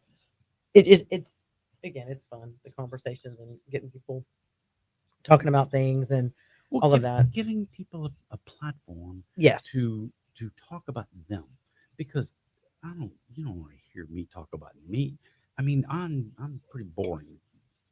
I want to Yeah, because like a lot of people like that example, if they're not whether it's radio or they read something, they don't know about these organizations around town. I've been involved. I've been in multiple. I've been on so many boards in Baton Rouge and chaired different boards. I never heard of them. I Mhm. thought I was pretty plugged into the nonprofit community in Baton Rouge. Mhm. 15 years and like, really, where the hell have I been to not know about this? And so, Mhm. no, this was great to give them that platform, and especially I love the fact that they're not trying to compete with Boys and Girls Club. They're trying to pick up the baton from. They do, and I think that's what matters, right? Yeah. Is that we can't see it as that competition. No. It's like, you know what? Where's a space that we can fill. They have some great stories of young men that they age out of foster care, Mhm. and then they move into the housing, Yeah. and then they partner with some of the companies and they help with that workforce piece. And so that's neat too, because the foster care system And when they age out, because there are too many nonprofits that try to do the same thing. right? And you always want to go maybe a little bit of consolidating. Or what is your sweet spot? Right. What do you feel like you can? What niche can you? Yeah, what can you do? I'm with you. Separate yourself. Separate 'Cause yourself just from doing others. the exact same thing as somebody else is not what you need. Right. And so to see these this program, that just I'm really impressed by that. I love like John, like you were saying, giving these kids to get up and learn to speak, to do public speaking. Yeah. Considering glossophobia is the number one fear. Like public speaking is a number one fear It is. across the board And- over death. People would Is rather it die really? I than didn't- give the eulogy at a funeral.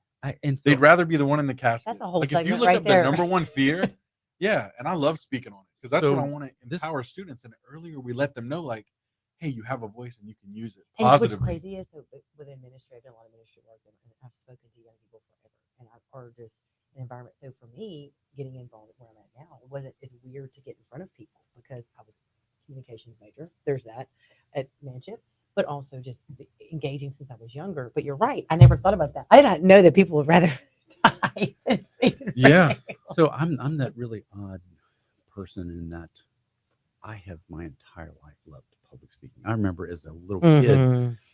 in like 5th grade getting up in front of the whole school and reading something up on the stage and loving how much. Hello, come on in. Hey, Susie, how are you? Good.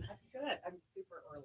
No, you're perfect. fine. You can No. sit there. We're gonna do a little segment. You can come sit on the edge right here until we Come sit in jump the chair in. over What- here. Yeah, get over here. I mean, be a part of it. You're always on Facebook, by the way. This camera If right you here. don't want to be, you can sit on the side, but for right now until our segment starts. But so glad you could be in. I am. I love your purple blazer. We are doing king cake in the office today, so I figured Okay. I'd be a little festive. You're a little festive. So Haggai, so when was it for you? Like you said, public speaking, like when you were younger. Yeah, my whole life. I've gravitated toward the microphone whenever I could. Yeah. And We're the, talking about apparently the massive biggest fear of crowd I've public ever speaking spoken from for is most probably people. about And 5,000 people. I got to he was back saying, when John they was used to saying, do the National Signing Day down at the Bell of Baton Yeah, Rouge. yeah. Um, that place was And do packed public with speaking. And I'm like, thousands of people. what's And this?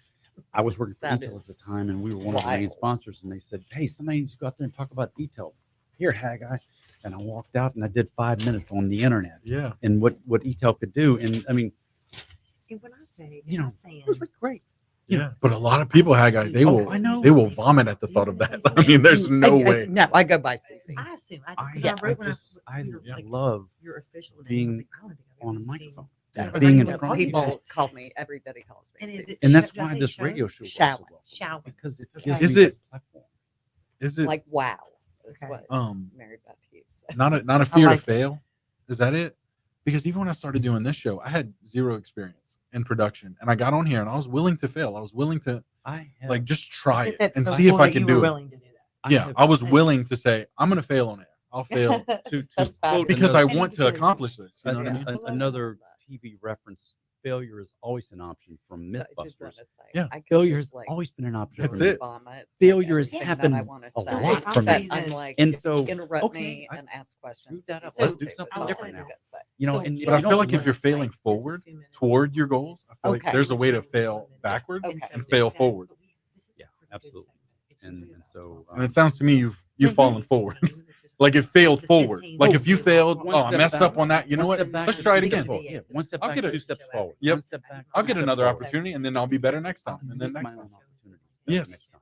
Absolutely. And so I listened I to it just a little always- bit. I mean, It's yeah, kind of all like, it's it's a theme. Failure Yeah. was- And I didn't even Okay. think about it. Yeah. Honestly, I was just thinking Willing to about fail. Yeah. what we Willing to want fail. next. And failing forward. and I Man, just that's a basically segment. That's an just hour thinking right that there, I'll man. ask questions to lead I into could, it, and then based on what we my share in the son, beginning, Haggai the like third, Yeah. knowing his whole some life of has the been things about you're saying, the failing three up. main points, Yeah. big I mean, issues. he's had And so then many he's times had when some really he's good screwed probably this up chime in on and a wound up couple. being better But I for it. think we'll be Exactly. Like, I Yeah. was That's thinking, what it like, is. as we He's talked got on the a phone, huge just the talent. beginning of like, the vision since He you've been didn't- there, like your hopes The- for there's a the whole Workforce series. I mean, Commission, and then you like just I've do been your telling him to write spill. this down as Mhm. a book, And I think when you do Yeah. that, you know, just kinda and ask a few because he questions really based on should. that after.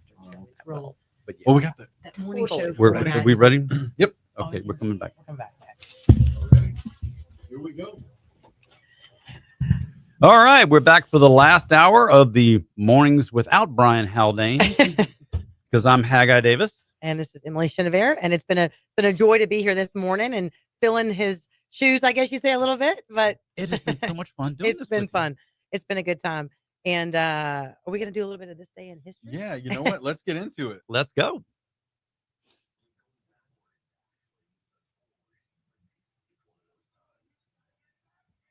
Pull up.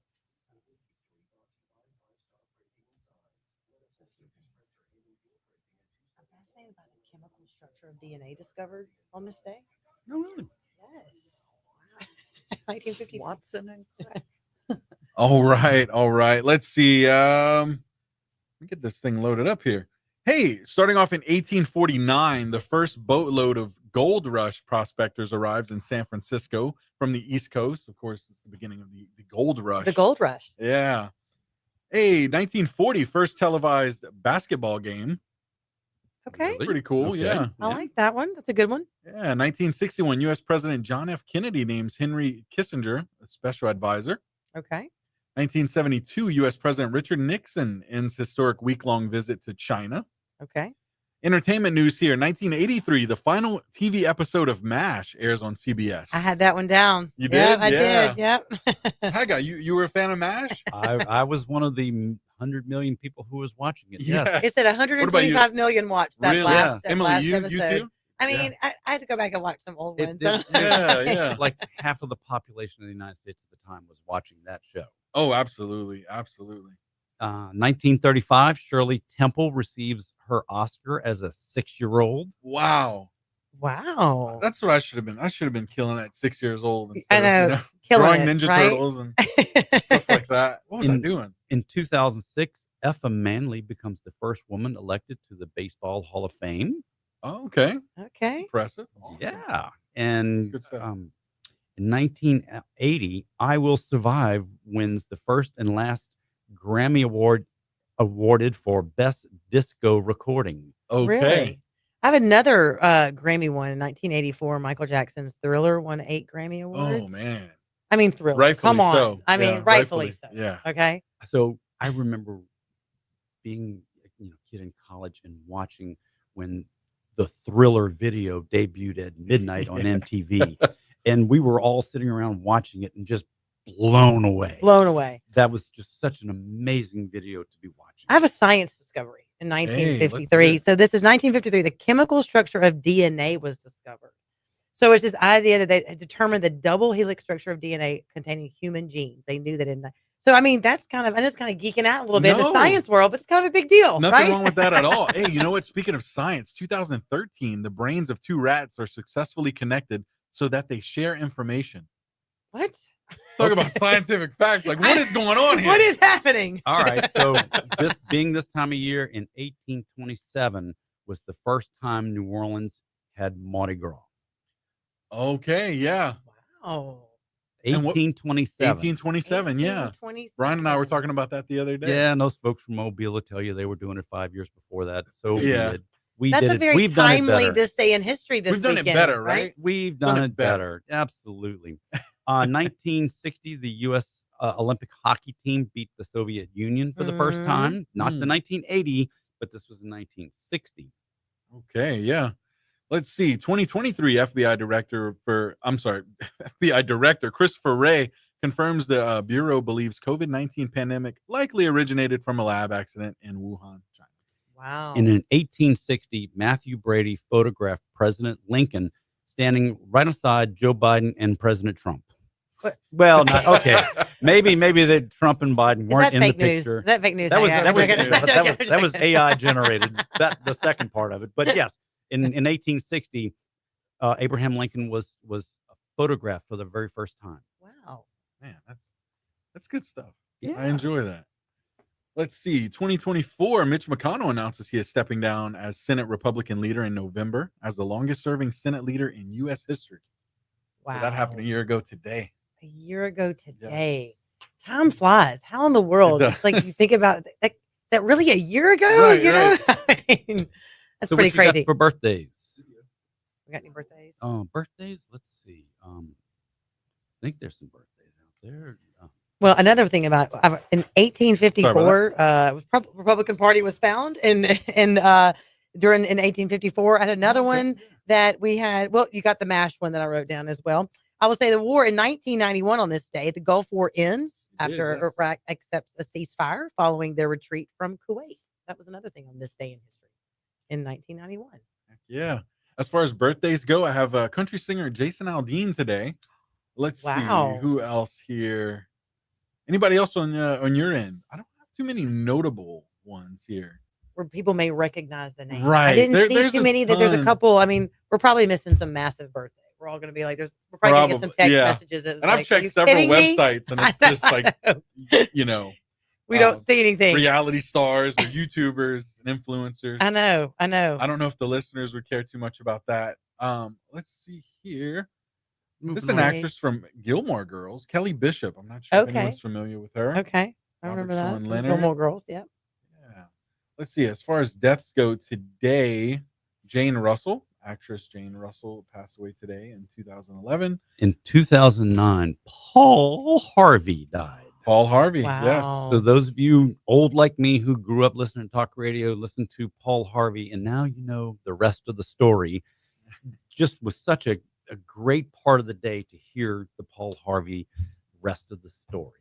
I feel like even if you're younger, if you didn't really grow up hearing everything, but I feel like if you're in media at all, everyone knows the rest of. I feel like that phrase is kind of Absolutely. infamous, right? Now you In know broadcasting. the rest of the story That's with right. Paul Harvey. I like your impression. That Well was done. Well done. That's my one Good stuff. impression. Sorry. The one impression. Got one in the toolbox. That's Yeah, it. That's all sorry. you got. Not a big repertoire. Sorry. Awesome. As far as national days go, what about International Stand Up to Bullying Day? Talk That's about what that. today is. Okay. That's today, I along with love it. Essay Day and National Pancake Day. So National we go. Pancake Day. We might have had breakfast for dinner last night. My kids had pancakes. So there we go. Who knew? Yeah. I was on the eve of National Pancake That's Day. it. We love breakfast for dinner Love with it. the You know, I kids. think as a mom, sometimes I'm Oh, prepping work, doing these. I'm like, guys, we're eating breakfast for scrambled dinner. eggs, bacon, Do grits, it. and a biscuit. Oh, Yes. dinner. That's Let's what we do roll. all the time. Eggs are technically a steak dinner at this point, right? If you've got Basically. eggs, it's I like, hey, mean, Well, yeah, now you got to take. I mean, I you gotta might take out have, a loan to go buy I eggs. mean, there's a chance I might have said, she was like, let's just do a ton of eggs. I was like, no, I think we just do what we need. Let's just make how many we need. Yeah. One egg is a whole lot in the You want like a pancakes. fried egg? Are we going to waste Yeah. a whole bunch of eggs? What's happening here? Yeah, but that's what I have for this day in history. You guys Sounds don't have great. anything else? All right. We're going to take a break. And when we get back, we're going to talk about the Louisiana Workforce Commission. All right. Awesome. Fun segment. Always a good time. I forgot who we had on, and he was kind of waiting there too for his next segment.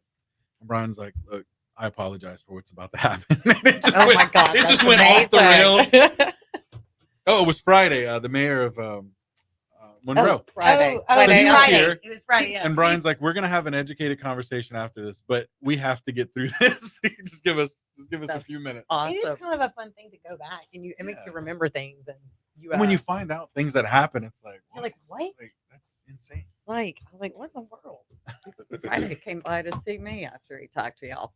Oh, really? Yes. Yeah. That's awesome. Yeah. Yeah, love some I Friday. feel like I remember him saying he was heading that, maybe, I don't know. I was listening to that Yeah. that day, whatever. And no, that's great. Susie, I feel like you probably get visits from a lot of different people all over the state all the time. that All the is- mayors and different and I different go groups. to see them too. And yes, A lot. yeah, that's good. No, this will be another great topic.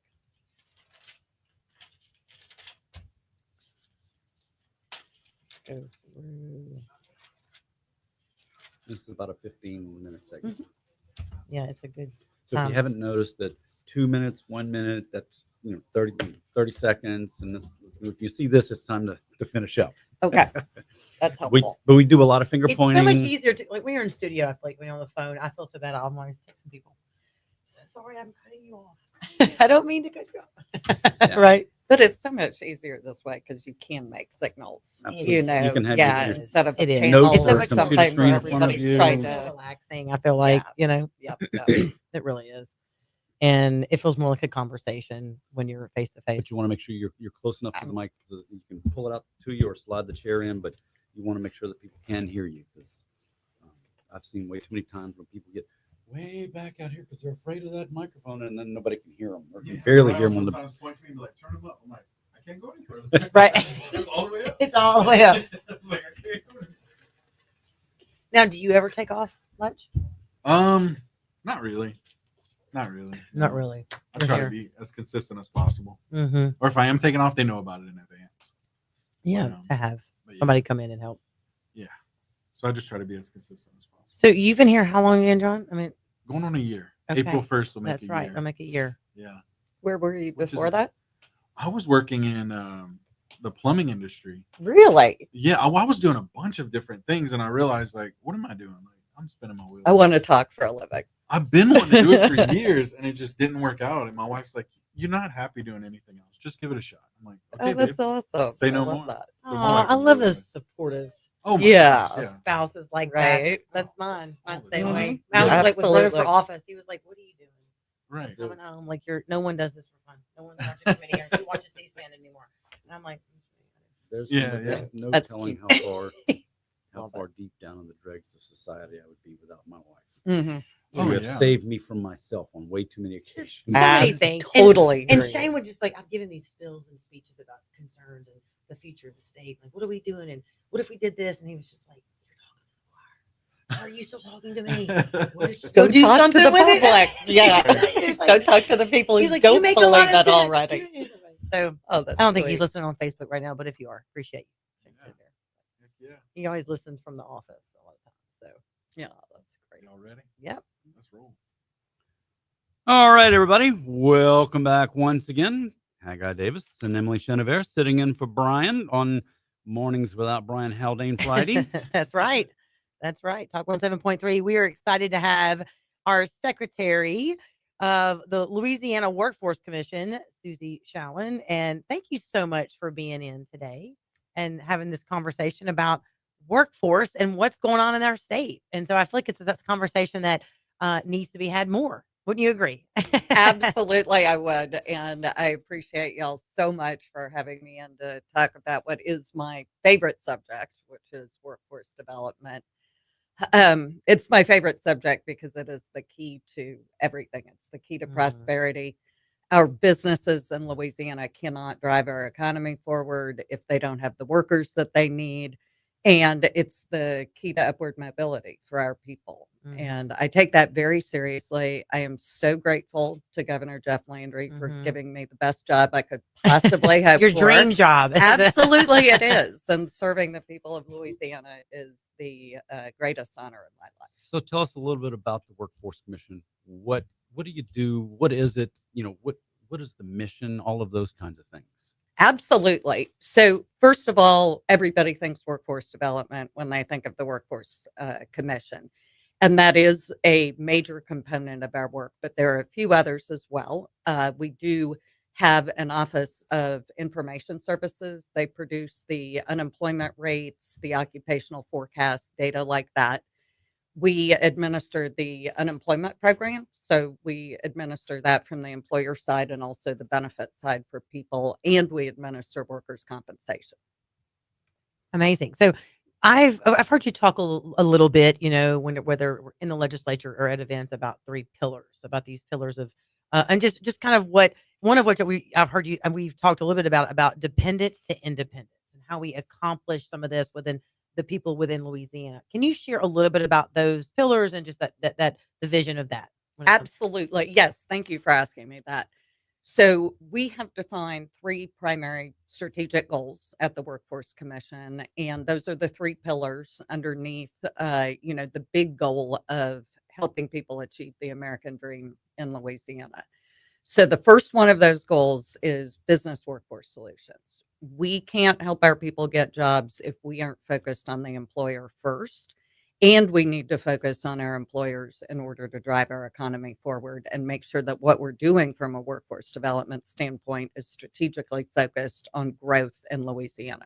So business workforce solutions is first. Next is lifting our people up, fostering self-sufficiency and upward mobility through what we call the one-door model, which is focused on increasing the labor force participation rate in Louisiana. I can talk a little bit about that little bit later. But the third pillar is education alignment.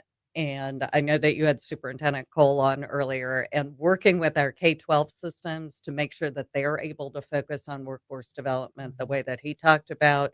Also working with the Louisiana Board of Regents to make sure that our 2-year colleges and our 4-year colleges and universities are preparing people for the real world of work and making sure that we're not losing people to other surrounding states, Texas, because they can't find good jobs in Louisiana. Yeah. All of that is critically important.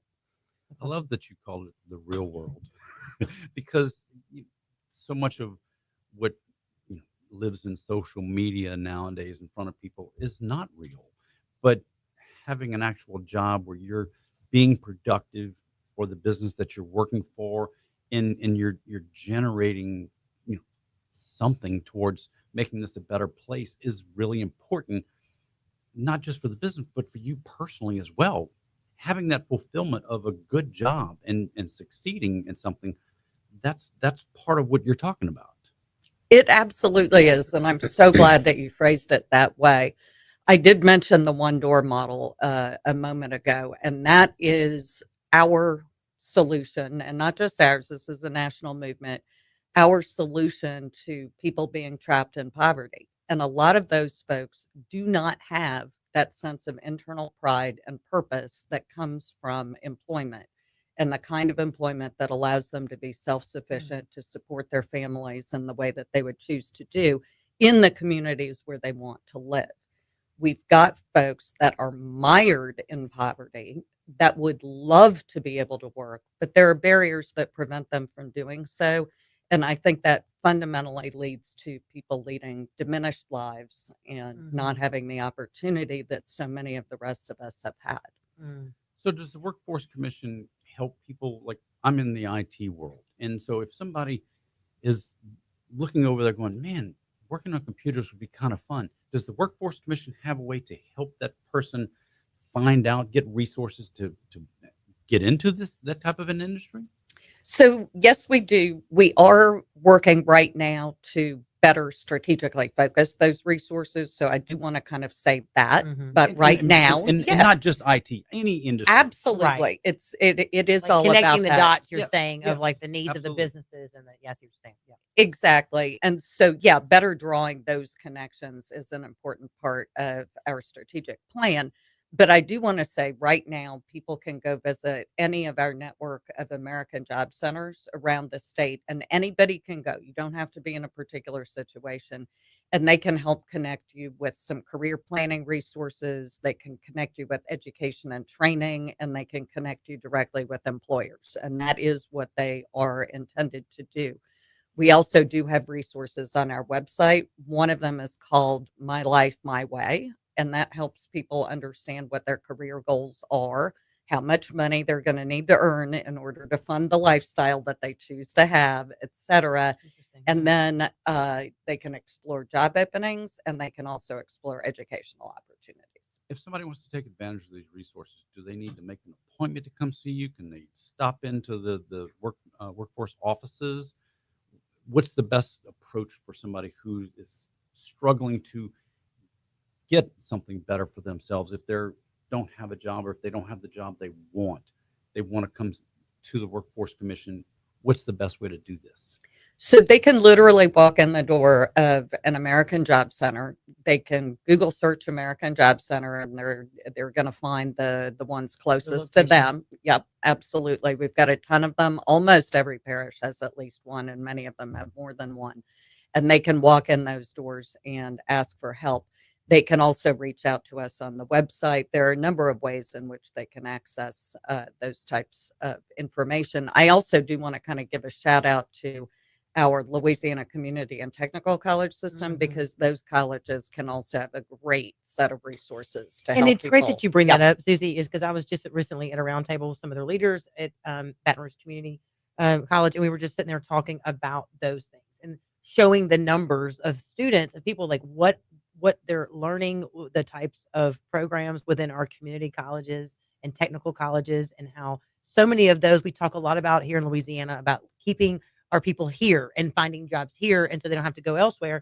And a lot of the graduates out of our technical colleges and community colleges, they end up staying closer to home, right? They're filling those jobs, the needs. So that was an interesting conversation for a lot of us because you're hearing the success rate too of a lot of these students coming out and how in job placement. And there was a percentage that was mentioned there. Can you share a little bit about like do we know the number of people that are not working right now that could be working? And so and again, so much of what you're talking about today, the goal is to get those people into a great position. What is that? Do we have a lot of people in Louisiana that are in that percentage that are not working, that are able, that could work right now? A wonderful question. One of my favorite topics is the labor force participation rate. And that's what you're talking about. It is the percentage of adults that are either working or looking for work. So it's the percentage of adults that are engaged with the world of work in some way. In Louisiana right now, the percentage of adults who are working or looking for work is 58.4%.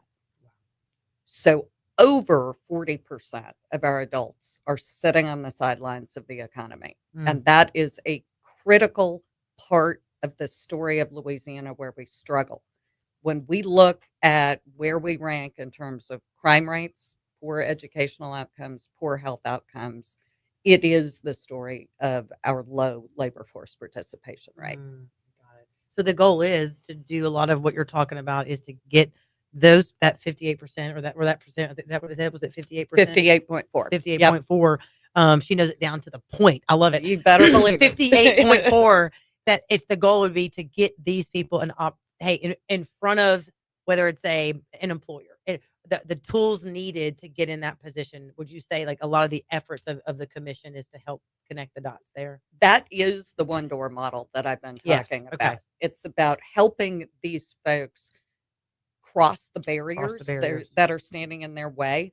One of those critical barriers is access to childcare. Okay. I think we all can understand that that's getting in the way of a lot Mhm. of people getting to work, transportation, Mhm. minor disabilities, Mhm. things like that. That's what we're trying to do and help build that sense of pride and employment that you talked about. Some on the workforce website, it looks like you have a job fair coming up March 11th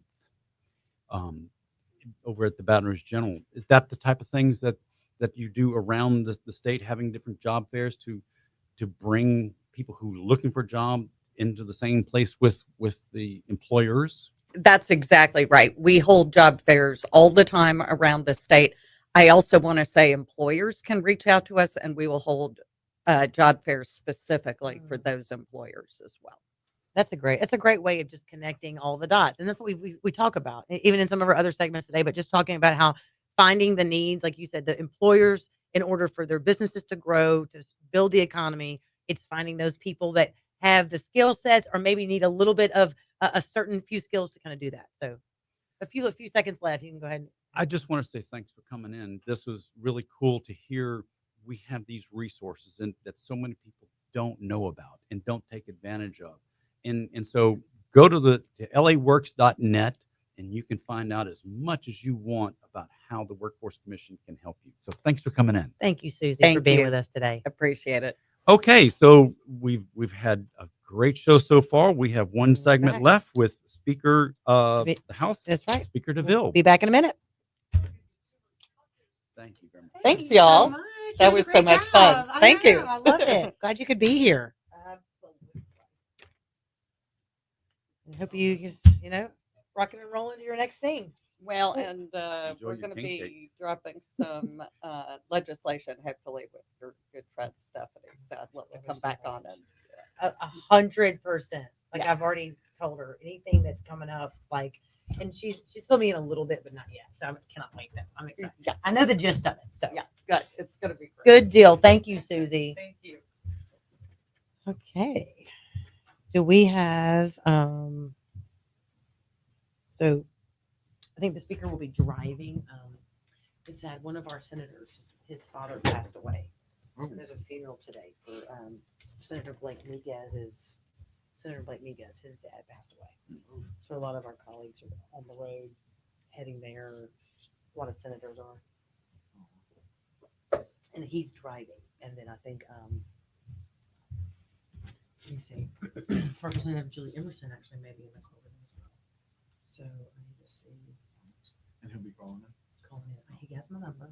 And what was that 8:35 or 37? Yeah, 8:35. Yep.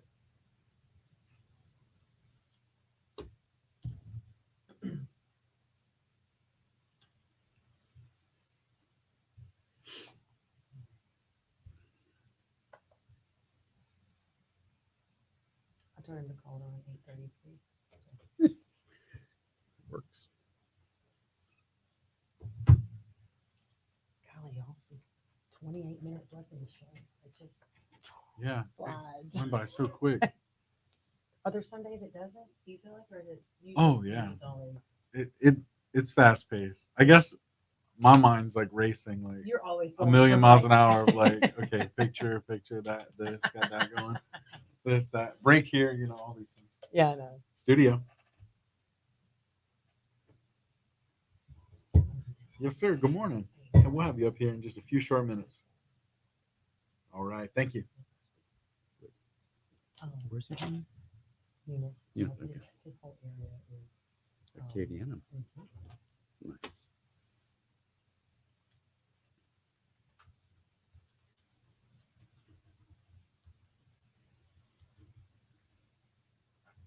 Yeah, it's been a great show. I knew it would be.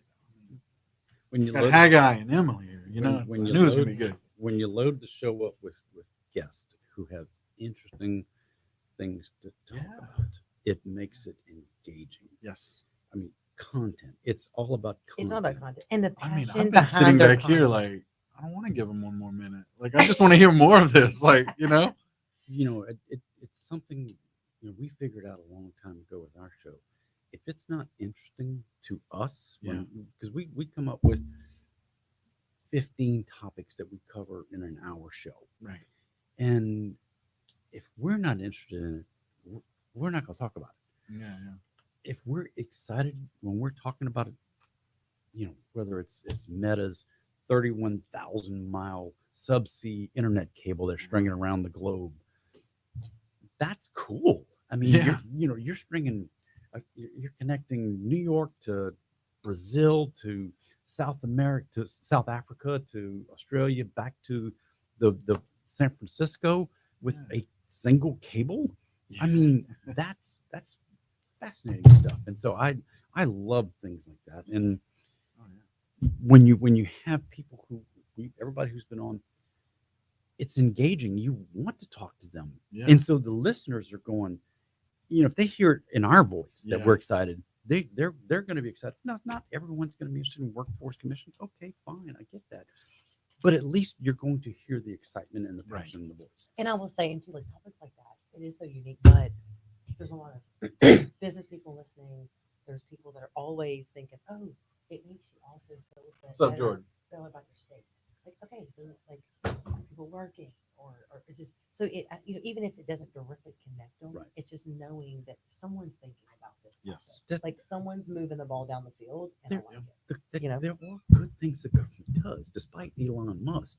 I mean, there are things that the government there's good things that can help people, and I like that. I mean, yes, do I want to see my taxes go down? Sure, who doesn't? But if my tax money is doing stuff like that, okay, I'm good with it. What time do we come out of this one? So we'll do 30 minutes. 8:50. 8:50.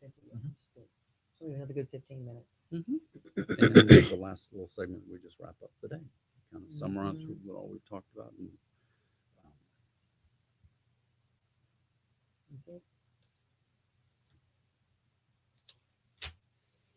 Yeah, man. You got any fun plans for the weekend? I'm going down to Homa today, to my hometown. Are you? Of Homa, yeah. Going I to see some family. Go see the parades down there. No, I stay away from Homa parades. Sorry for anyone listening on Facebook. Homa's unhinged, okay? Is it a little bit from unhinged? mini New Orleans down there, okay? It's unhinged. I come out here to Denham, and there's families, and they're enjoying it, and everyone's sober, and I'm like, oh, this is different. Like, See, Well, yeah, that's you're what I right. like about like Morgan City True. parades. in Homa, it's like, yeah, we're throwing beads and fists, buddy. No, throwing so down. that's why I like Morgan City's little the Mardi Gras down there. It's real. And you're family. close enough to Homa. You know Homa. Yeah. It's Oh. I'm very. So I'm actually from Sinlaw. I'm from Leesville. Oh, really? Vernon Parish. and I love Homa. So love I Homa. don't. And so we didn't growing up like Mardi Gras. Like it's Louisiana. People go to Mardi Gras, but in Sinlaw and North, it's a little bit more less. It's just rare. Like, there's not as much to go to. It was funny on the Louisiana Workforce website. They're closed statewide Tuesday for Mardi Gras. Of course. I'm like, really? Shreveport Isn't knows- everybody? Does Shreveport can they even spell Mardi Gras?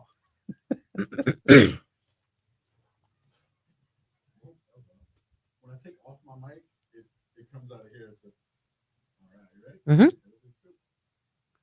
Okay, everybody, welcome back once again to Mornings Without Brian Haldane. I'm That's right. Haggai Davis. And I'm Emily Chenevert, and it's been a good morning. We've had some great guests. I feel like this morning, and we're on the last half hour of the show, and I am very excited for our last guest today, which is it's an honor to have our own Speaker of the House of Louisiana, of the House of Representatives, Speaker Philip Devillier. And Mr. Speaker, are you with us this morning?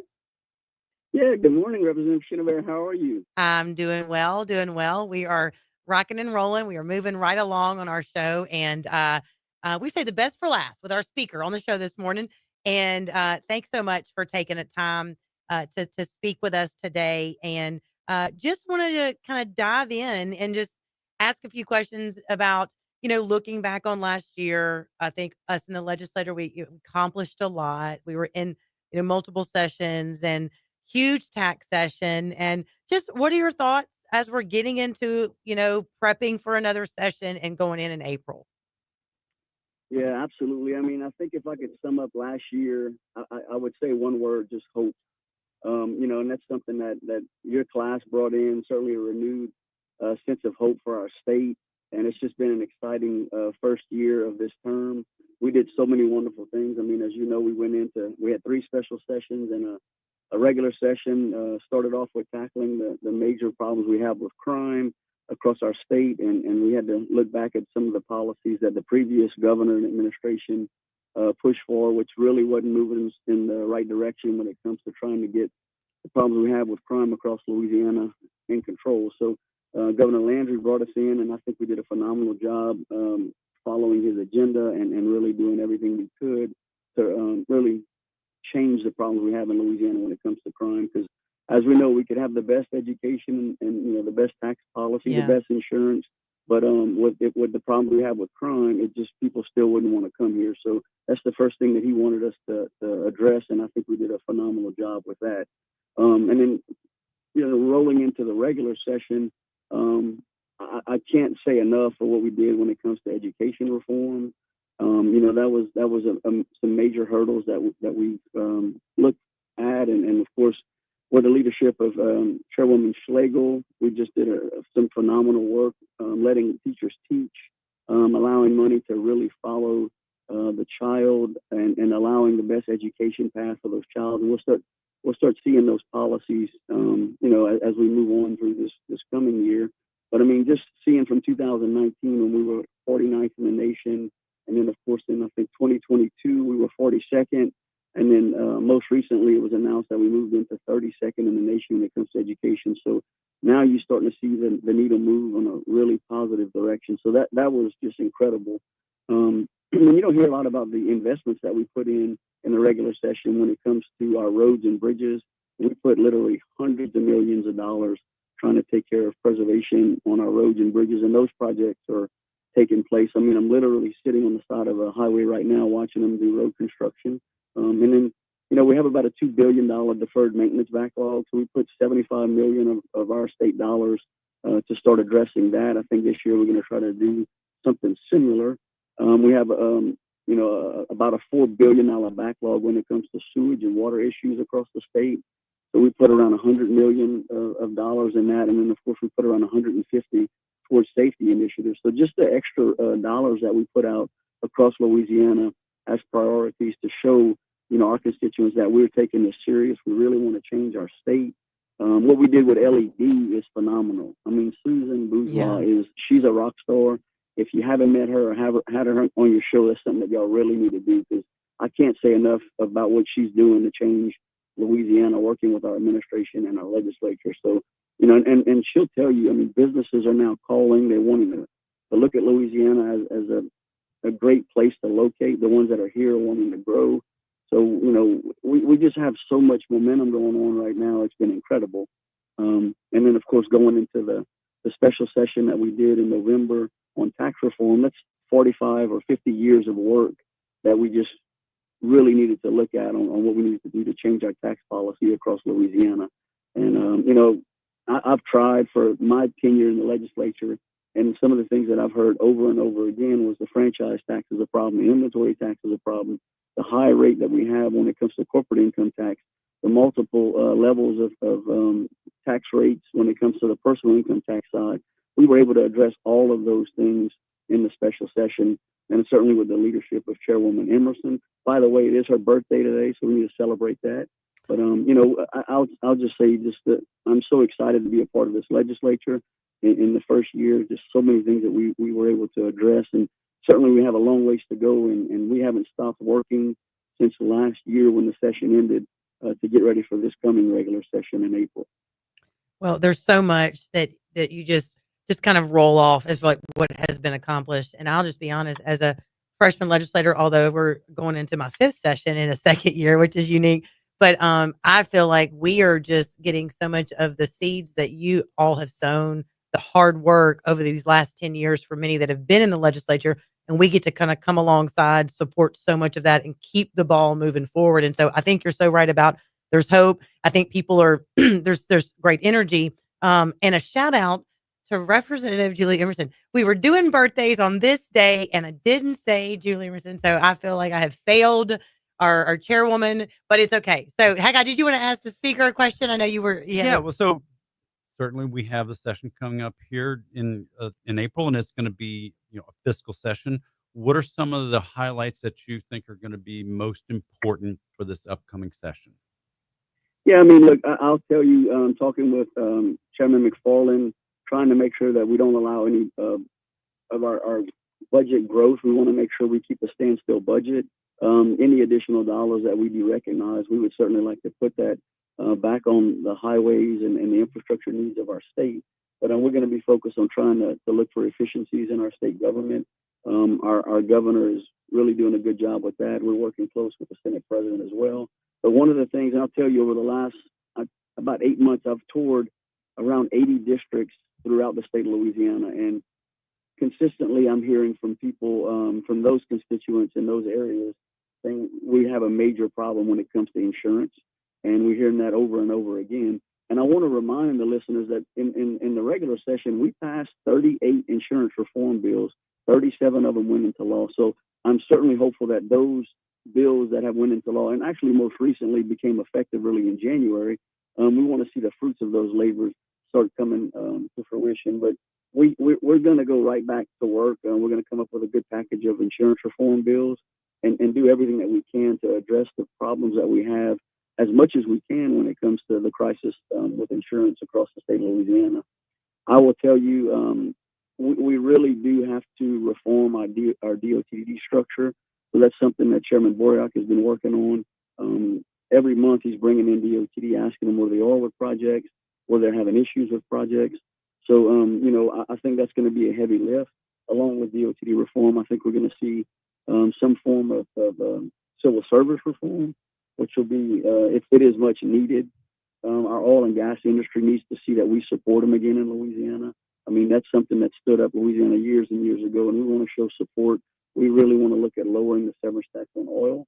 So that's some of the major things that, we've been working towards for the regular session that starts in April. But, before that, what's extremely important is the election that's coming up in March. We really need to get everyone out and support those constitutional amendments.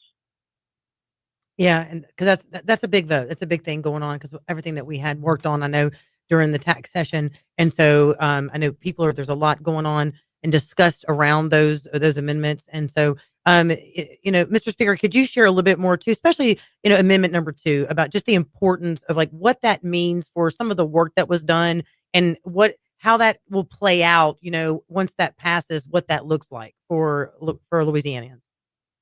Yeah, absolutely. I mean, I'll touch on the teacher pay raise because I'm getting a lot of questions on that. But, over the last couple of years, we've put in what was called a teacher stipend, which was essentially a $2,000 payment to the teachers. And what we're doing here, we looked at how can we support a continual effort to increase the teachers' pay moving forward.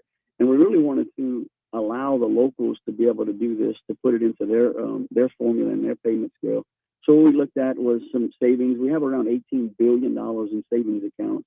And when you look at the debt service on the UAL payments through the teachers' retirement system, it made more sense to take out about $2 billion and pay down the UAL debt for the teachers' retirement system.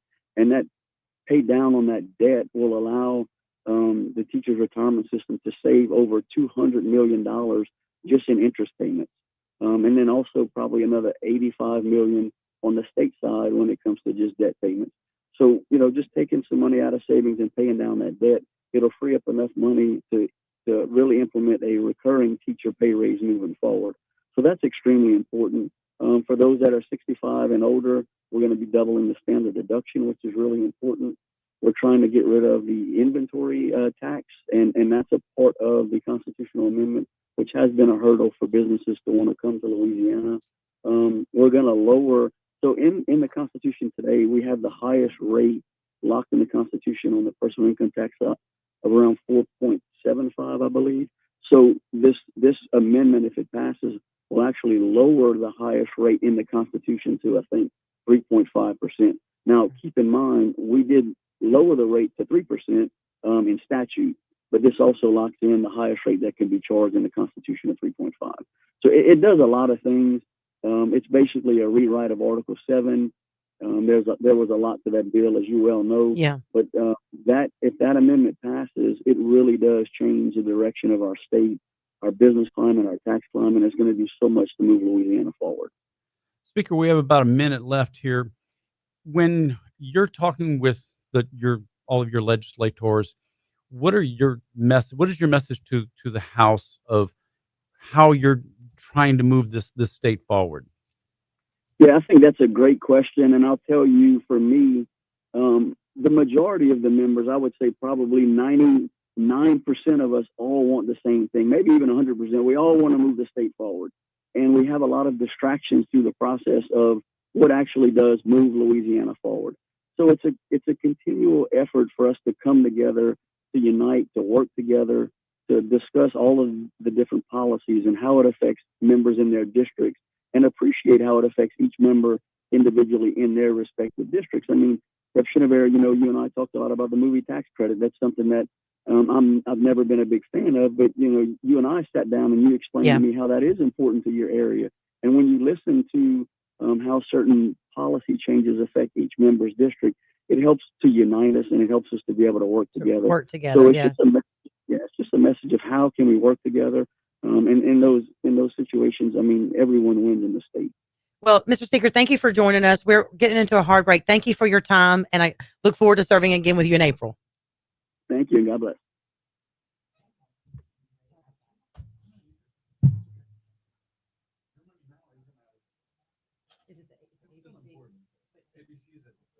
Yeah. It's one of those things. I mean, we're okay. We're in it. We're in it. They're hearing it. It's okay. All is good. The good news, we're not going to get the FCC to come in and kick them off the air. That's what I don't want. Yeah. So as long as we keep the train on the tracks, everything's fine.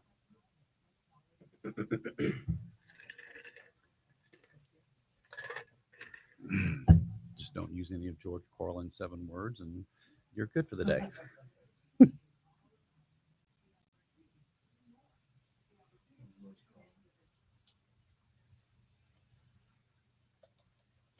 That guy was so funny.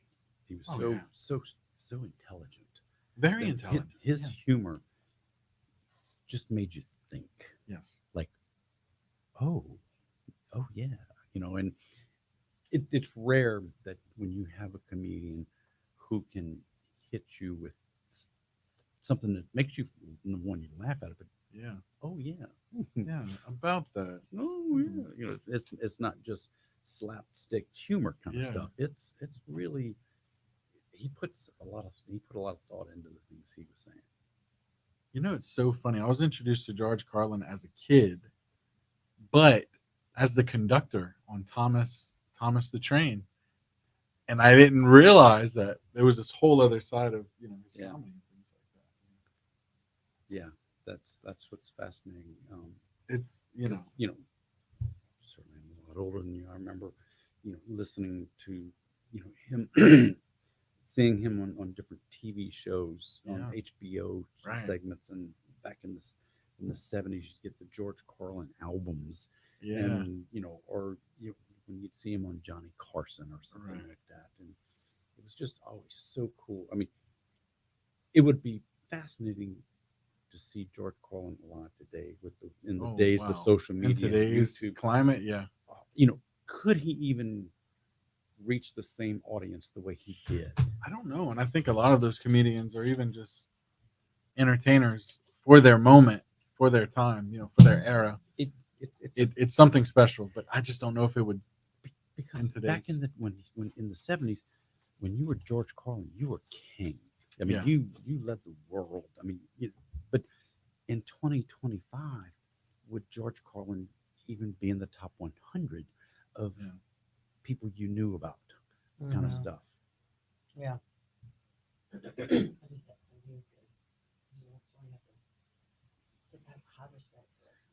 Yeah. Well, he's been on enough radio shows. He knows when. Yeah. Yeah. It's like all those things. Like before, we had who did we have on one time? We were trying to get the governor, but I think we went to break and came back or something. And we haven't got Mike Johnson on. It's hard. Speaker of the House, Mike Johnson. The schedules. Yeah. I really love it. But I mean, he's been on with fun. Yeah. Oh yeah. Yeah. Yeah.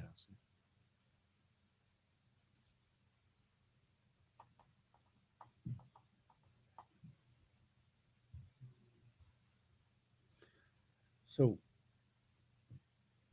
is there any legislation you know of that wraps around technology coming up this year, or in the future? I don't know if everything hasn't been filed yet, and I'm not doing anything with. I mean, that could be a broad topic. Mm-hmm. So when you say technology, just like there are some drone things coming. On Tech Gumbo, we've had Bill Cassidy on, we've had Gary Graves on, we had a Democrat congressman from New York City on, because he was, but not to talk about political right and political left. Yeah, it's just what legislation wrapped around technology, because with data privacy rights and so much going on. Europe is so far ahead of the rest of the world with data privacy. We got no data privacy here. There's and so, you know, when if you hear stuff like that coming around, let me know. We might have you on Tech Gumbo to come, because our show is 22 minutes. Okay. And we record on a Tuesday afternoon using Microsoft Teams. I don't even come into the studio. Really? Yeah. Just do it right here. Just do it online. Just do it online from the house. I Yeah, just that's record a team segment and then upload it here to the studio, and then also as a podcast kind of thing. I would love that, because you're having people coming on. We love to have guests, but it's when they these people who just talk about themselves, self-aggrandizing. You'd be stunned at how many people are calling us or sending us emails to want to get on our show. This dinky little radio show with me and my kid, that we've had 20,000 downloads in 114 countries without ever doing a single bit of advertising. We've never spent $1 on advertising, but we're in our 11th year of doing the show. Yeah, I mean, it's awesome. We only have a couple minutes. All right, so this is Talk 107.3 without Brian Haldane. A few more minutes left of the show with Haggai Davis sitting in too as well, and had a good show. Emily, this has been a lot of fun. This is a lot of fun. The guests that we've had on, everything flowed together perfectly. It was wildly entertaining for me, especially. I hope that you, the listeners, were enjoying it as much as I've been enjoying it. Look, who knew that we could talk about education and how we're empowering our city and workforce? Like, it could be exciting. But when you get people like, and just kudos to a lot of the people that were on our show this morning. If you didn't get a chance to listen, you can go back and listen on Talk 107.3 and catch some of those segments for information purposes. But you kind of get a good idea is that when people are passionate about their topic, and it always helps to get them in, and so they can share what they're doing. Right. Absolutely. So we started off with insurance with Representative Firment, and who's the chair of the House Insurance Committee, and him and Speaker Devillier mentioned it, and because insurance is a big thing we're all talking about right now. Everybody's beating the I know my constituents ask. Sure. When I'm in church at the grocery store, it always comes up for me. Car insurance. I mean, why is my car insurance? Oh, because we see those guys on TV over and over and over telling us we need to go sue somebody. Can we do something about that? And well, one thing I can say this is in the legislature is that you've got people that are working incredibly hard, even when we're not in session. And what I mean by that is this is not really part-time. It may look like that for many things, especially kind of on the books. But I will tell you this, people are there doing meetings. Look, I was talking to our speaker yesterday. He's driving back late at night to be back with his kids. And so everyone that is serving their community or serving their constituents, they have jobs and families. And so but they love the state. And so I feel like for me on the inside, I get to kind of see that and tell people that there's people that genuinely care. They're putting in the time and the effort. And we, like with insurance, there's so many meetings that we've had after session of like, what can we do? Committee testimonies, both in civil law, which I serve on that committee, and an insurance committee. So I feel like I hope that he mentioned, our speaker mentioned, Devillier talked about that sense of hope that all cylinders kind of go in one direction. Well, you get to watch the sausage made, and you enjoy that. I do. Thank you for doing that. 'Cause it would Many drive do me, not. no, it would drive me crazy to try and do what you guys do there at the legislature, because I just don't have the patience for a lot of the BS that goes on with some of the people who want to come testify and those kinds of things. It's true. Look, and I tell people all the time, look, there's a lot of things behind the scenes that goes on that people don't get to see. But look, with our governor Jeff Landry, his efforts, his administration, top down, people are there to do the hard work. They're there for the hard conversations, and that's what it matters. It's coming to the table, having those conversations, and figuring out what works for our districts. So, Brian, if you're out there still listening, hope you've enjoyed your morning off, and thank you again for allowing us to come in and have some fun here on the radio. Absolutely. We hope everyone has a great Friday and wonderful weekend, Mardi Gras weekend. Happy Mardi Gras, everybody. We'll see y'all or Brian will be back Monday. That's right. And so you won't have to listen to me anymore. Or That's right. Emily. And have a great, safe weekend.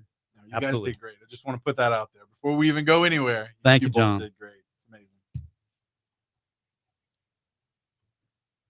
Awesome. Enjoyed it. This was great. I'm so glad Yes. that we got to visit. We got to meet each other on the air. Yes, and Do it again. I've done it all with you. I didn't realize y'all didn't know each other. So Brian's just like, hey, y'all just get together and we'll see what He happens. probably knows that, like, I don't really meet a stranger. And I was like, I just meet whoever. Yeah. No, it worked out fantastic. I can have a great conversation with a wall. But you put me in a room with somebody who is engaged and wants to talk. Wants to talk. You can do it. Man, it gets fun. It gets fun. That's right. So this was a blast. Absolutely. Good deal, guys. And my Fridays are pretty. I don't book a lot on Fridays. Fridays are my days where I like catch up with our